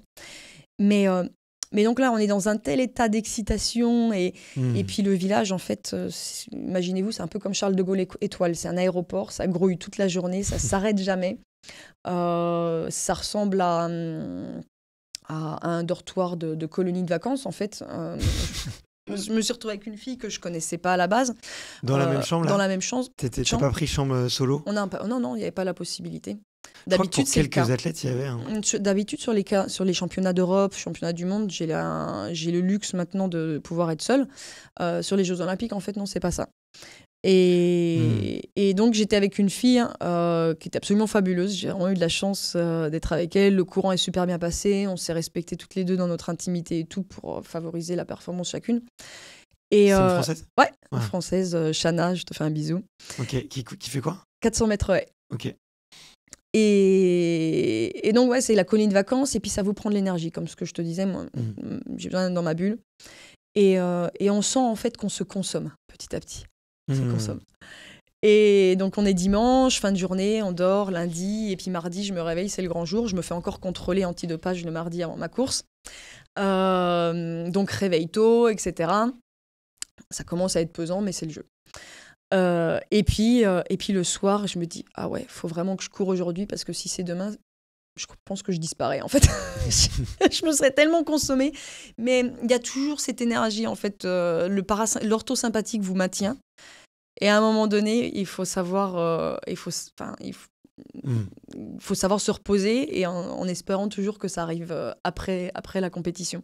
Ouais. Et donc on a tous ces tips avec la fédération qui nous permettent de composer avec ces variables-là, quoi, pour récupérer le mieux. Et c'est quand même une gestion en plus de la gestion physique et de la gestion mentale qui est très dure. Ok. Tu surveilles beaucoup ton sommeil, toi ? Oui. Ouais. C'est important, en fait. Sommeil, alimentation, hydratation. Si vous ne le soignez pas, vous ne serez pas au maximum de votre... Mais pour le grand public, c'est pas évident. En fait, on a tous des fast life. On est ici à Paris. Moi, je vois là comment les gens y vivent. En fait, le sommeil, c'est quand il y a le temps, quoi. Un peu, ouais. Un peu. C'est quoi tes croyances sur le sommeil ou les choses que tu as mis en place Tu vois, moi, je peux te dire les miennes. J'ai arrêté de mettre un réveil. Tu vois. Je veux vraiment me réveiller naturellement et je vois que ça change tout sur ma journée. Et le deuxième truc que j'ai changé, et là il y a un troisième truc. Le deuxième truc, c'est vraiment plus d'écran. Tu vois, à partir de 22h30, enfin 22h maintenant, j'ai un réveil qui sonne et ça veut dire éteins ton téléphone. Donc je l'éteins littéralement, je le mets dans une boîte. Et le deuxième truc, j'essaie de dîner plus tôt. Tu vois, dîner plus tôt parce que ça m'empêche de me coucher tu vois, à 22h. Peut-être toi, ça te semble tard déjà. Et finalement, je vais m'endormir que 23h30, donc tu vois, ça reste très tard. Non, mais si tu le faisais plus tard, tu décalerais encore. Donc c'est un peu ton temps d'endormissement dont tu as besoin, quoi. Ouais. Et puis j'essaye de le raccourcir. Tu vois, j'essaye de le raccourcir le plus possible. Toi, c'est quoi tes petites routines ou tes petits tips que tu as mis en place pour mieux dormir ? Non, je suis totalement d'accord avec toi. Je pense que c'est les 3 points qui font la différence. Moi, j'ai le luxe aussi de ne pas avoir besoin de mettre de réveil. Donc, je pars du principe que mon sommeil, c'est aussi mon entraînement. Donc, je me réveille quand le corps a besoin de se réveiller. Et j'ai cette flexibilité-là dans l'entraînement aussi. Ça veut dire que je n'ai pas besoin de rejoindre mon groupe à telle heure, etc. En fait, je suis hyper indépendante. Ouais. Et mes séances, en fait, on les a calées à l'avance avec mon coach de manière à ce que je puisse dormir le matin. Il sait que je suis une grosse dormeuse. Mais ça va par période aussi, quoi. Il y a des périodes où je suis réveillée très, très tôt. Quand on charbonne beaucoup. Et puis, comme en ce moment où en fait mon corps lâche toute la pression de l'année, toute cette rigueur, là, j'arrive à dormir 10h30, 11h. Et donc, j'essaye de ne pas mettre le réveil pour respecter en fait ces besoins-là. Et tu t'entraînes à quelle heure, du coup ? En fait, on décale les entraînements quand même pas mal. Fin de matinée, du coup. Plutôt... Fin de matinée, je m'entraîne plutôt vers 11h, 1h de l'après-midi. Je vais manger vers 14, 15h. Je décale l'entraînement du soir vers 19h. Et mon problème à moi, c'est que je peux pas manger tôt comme toi. Et là, je sens que notre dynamique en Espagne, en fait, fait que je mange à 22, 23h avec mon compagnon. Parce que c'est aussi le moment où on se voit, on débriefe aussi quand lui, il a passé sa journée au boulot. Et puis, au lieu de faire un dîner light, comme c'est le moment où on se voit et on veut passer du temps, je fais un gros dîner, quoi. Alors que c'est le contraire qu'il faudrait faire. Bon, c'est encore une de mes lacunes. Ça marche bien. Mais voilà, je suis au niveau où j'en suis aujourd'hui de cette manière-là. Après, je ne suis pas toujours chez moi, ça c'est le rythme chez moi, mais honnêtement, je suis 5 ou 6 mois de l'année en déplacement, que ce soit en stage ou en compétition. Donc en stage, on a des rythmes un peu plus cadrés. Mais c'est vrai qu'en général, je suis la dernière à arriver sur la piste et puis je suis même toute seule après. Parce que les gens ont fini leur séance du matin. Ok. Hyper intéressant. Et c'est quoi les données, peut-être si on parle un peu de geekerie là, de montres et tout, c'est quoi les données que tu surveilles 13h20, je regarde, ouais. C'est quoi les données que tu surveilles, que t'aimes bien maîtriser, ou les curseurs que tu as envie de progresser? Moi, là, j'entends plein de coureurs. tu vois, sur des distances, sur des distances plus longues, plutôt sur de la route, beaucoup surveiller la variabilité de leur fréquence cardiaque. De plus en plus. Bon, le taux de lactate, j'imagine, mais bon, c'est pas toujours évident de le contrôler, c'est pas sur une montre. Toi, c'est quoi les données que tu surveilles beaucoup? C'est celle-là, en fait. C'est celle-là, Ouais. C'est la fédération qui s'est professionnalisée à ce niveau-là et qui a mis des personnes capables d'interpréter les données et puis de donner des feedbacks. Donc là-dessus... Tu leur envoies, tu leur Ouais, dis du coup c'est ça. combien tu fais? Eux, ils sont branchés sur les applications sur lesquelles remontent les données. Donc moi, je fais un test de variabilité cardiaque le matin. Pas en ce Ok. moment, parce qu'en reprise, c'est pas nécessaire. C'est plutôt pour surveiller la charge d'entraînement. Et c'est aussi pour voir l'assimilation des stress en altitude. Donc ça, la HRV avec l'altitude, c'est très important. On va aussi à ce moment-là utiliser l'oxymètre, donc c'est la saturation en oxygène dans le sang avec une bague. Donc ça, c'est personne de la fédération qui regarde ça. Et puis c'est aussi cette même personne à qui on envoie en fait mes données de lactate sur les entraînements. Nous, on commence à savoir un peu... Après chaque entraînement, tu prends ton lactate? Non, 2 fois par semaine, en gros. Ah, quand même. Et c'est avec quoi? Il y a des tests maintenant qui existent qui te permettent de le faire et de l'envoyer facilement? Il y a le petit pic, en fait, de la même manière que les diabétiques. Donc, vous faites une goutte de sang et puis c'est un petit boîtier numérique dans lequel vous mettez une languette. Vous approchez cette languette de la goutte de sang et puis elle va vous donner un chiffre. Et ce chiffre, c'est un témoin de l'acide lactique présent dans le sang dû au travail de la glycolyse. Et tu veux que ça soit le plus bas possible, le plus haut possible? Il faut le faire progresser, le chiffre. Tout dépend de l'objectif de la séance, en fait.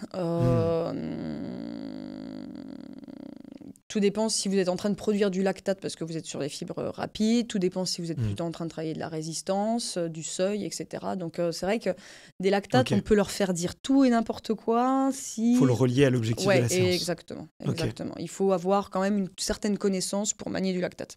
Ok, on est des chimistes là. Ok, hyper intéressant. Oxymètre, HRV. Et c'est quoi les applications avec lesquelles vous faites ça? PlaySharp. J'ai envie de m'y mettre là. PlaySharp, je sais plus. PlaySharp pour le HRV. Et puis le reste, c'est pas des applications en fait. Ok. Non, mais là, j'ai trop envie de tester. On m'a parlé de.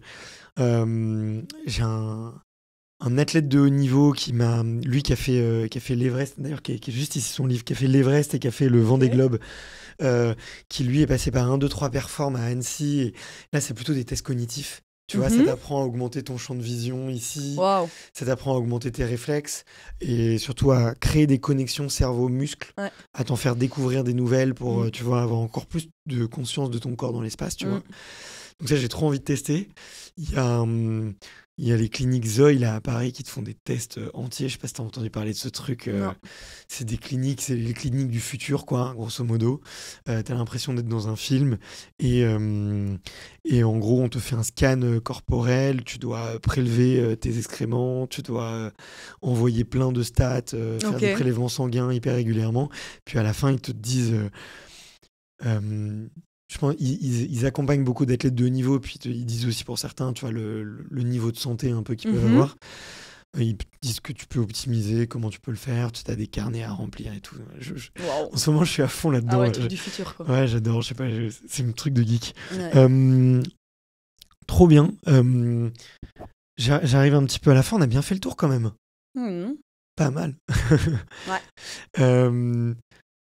C'est... je dirais, qu'est-ce qui a changé depuis les jeux? Dans ta tête, dans ton cœur, dans ta vie de tous les jours, peut-être dans ton portefeuille, dans le cœur de tes amis, dans ta famille Rien. Au quotidien, rien, mais j'ai gagné en sérénité. Mais ça avait déjà commencé avant les jeux, en fait. Comme je te disais, je suis très angoissée par la blessure et je sais pas, avant, au début des jeux, je me disais, je vais être au jeu. Enfin, au début de l'année, je me disais, je vais être au jeu. Mais j'ai vraiment peur que sur le chemin, je me blesse, qu'il y ait un accident. Et j'avais des pensées hyper négatives par rapport à ça. Et à un moment donné, quand j'ai validé petit à petit un peu les objectifs de la saison, j'ai fait championne d'Europe et puis j'ai fait championne de France. Donc à partir de là, en fait, je me suis dit, ok, c'est bon. Là, ma prochaine... En fait, j'avais peur de me blesser sur une course. Parce que ce que je te disais, c'est du style quand même.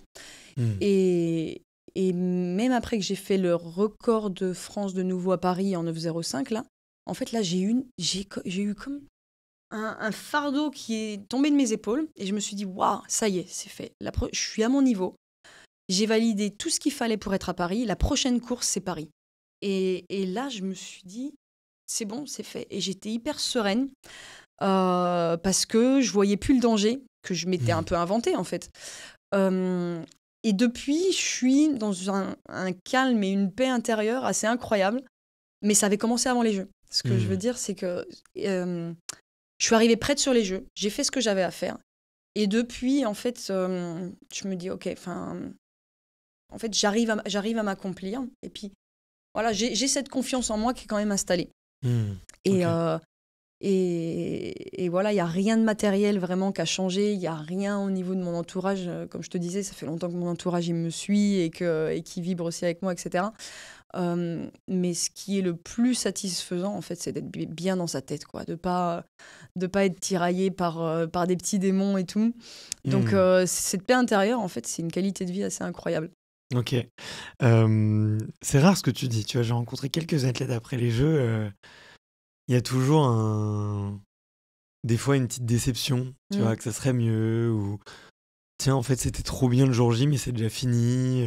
Il y a un peu j'ai l'impression qu'il y a un Olympic Games blues, tu vois, un Olympic blues, si on pourrait dire. Mais on m'avait dit, fais attention à ça. Tu es préparateur mentaux, ils m'ont dit, un athlète sur deux qu'on suit, ils ont quand même un burn-out après l'événement.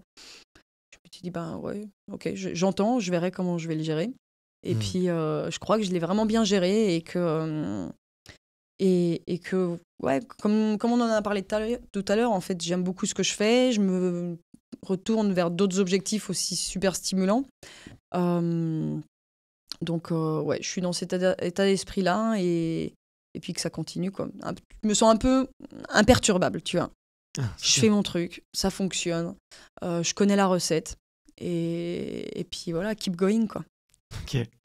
Et on aura peut-être le droit de te voir sur du trail dans quelques dans quelques années. God has a plan. Ok. J'aime bien terminer par la fin. Tiens, est-ce que tu as une petite lecture, une petite série, tu as recommandé Sprint, je sais pas, est-ce qu'il y a une autre série ou un film, un documentaire, un bouquin là, que tu as lu récemment qui t'a fait progresser en tant que femme, en tant qu'athlète et que t'aimerais bien recommander, qui t'a plu? Non, encore une question à laquelle je sais pas répondre. C'est pas grave. Non, J'imagine que ces 2-3 derniers mois, t'avais autre chose à faire, j'imagine. J'emmène des bouquins avec moi, hein, mais je les ouvre pas. J'arrive pas à me poser, j'ai des problèmes de concentration. Okay. Et je suis plutôt hyperactive, quoi. Donc, même regarder un film, alors déjà, j'arrive pas à laisser mes émotions. Mon copain, il m'appelle cœur de glace. Ah ouais. Parce qu'il peut être hyper ému devant un film, et moi, je regarde. Et au bout de 20 minutes, je me lève et je vais faire un truc. En fait, j'ai besoin d'être en action. Et du coup, c'est compliqué pour moi de regarder un film, de lire un livre. Voilà, c'est pas... Tu t'épanouis en bougeant, quoi. Ouais, okay. Ma vie, c'est le mouvement, quoi. Ok. Je sais plus quelle était la personne que tu m'avais recommandé d'aller interviewer la dernière fois, mais j'aime bien terminer ces interviews comme un petit passage de micro. Ouais. Et te dire, tiens, ça pourrait être l'athlète sympa que tu me recommandes d'aller interviewer. Qu'est-ce que tu m'avais recommandé? Je sais plus. Yohan Bonato. Yohan Bonato, eh ben écoute, je vais le renoter pour aller le revoir ou lui redemander. Je sais pas tu l'avais déjà interviewé, du coup, tu sais? Sport automobile. Ce que je sais, c'est que j'envoie toujours un message juste après. Ouais. En tout cas, je peux te dire de manière certaine que je ne l'ai pas interviewé, mais je vais vérifier qu'il ne m'ait pas répondu. Je vais prendre une petite photo tout de suite, maintenant, pour lui dire, voilà, tiens, je suis avec Alice. Hop. Est-ce que tu as fait d'autres rencontres ou tu as une autre personne que tu me recommanderais? Alors, est-ce que dans l'athlétisme, tu as des parcours forcément, je te recommanderais mes amis. Moi, je les adore. Hein. Vas-y, bien sûr. On est là pour. On va pas se recommander des gens qu'on n'aime pas quand même. Attends. Tout le monde a des histoires hyper instructives. Hein. Alors, moi, dans mes amis, j'ai Aurore Fleury, j'ai Charlotte Mouchet. C'est un sacré phénomène, ma chacha. Ok, je les connais pas. Et puis en ce moment, je suis plutôt de pair avec Asdin Abs, parce que lui, il est sur 1500 mètres. Et puis, on passe la moitié de l'année ensemble, en fait, en stage, en compétition, etc. Et puis, voilà, on est plutôt avec un quotidien assez semblable. Donc, voilà, si tu veux un athlète masculin à interviewer, je te conseillerais Asdin. Eh ben, écoute, je prends tout le monde. Je prends Aurore, je prends Charlotte. C'est bon, je l'enverrai un petit message. Merci beaucoup, Alice. Merci à toi. J'espère que tu as passé un bon moment. Moi, je me suis régalé. C'était trop cool de catch up, quoi. Après, 3 ans après. On se revoit après LA ou un peu avant. Dans 3 ans, ouais, avec plaisir. Eh ben, écoute, trop bien. À bientôt. À bientôt. Ciao. Bonne écoute.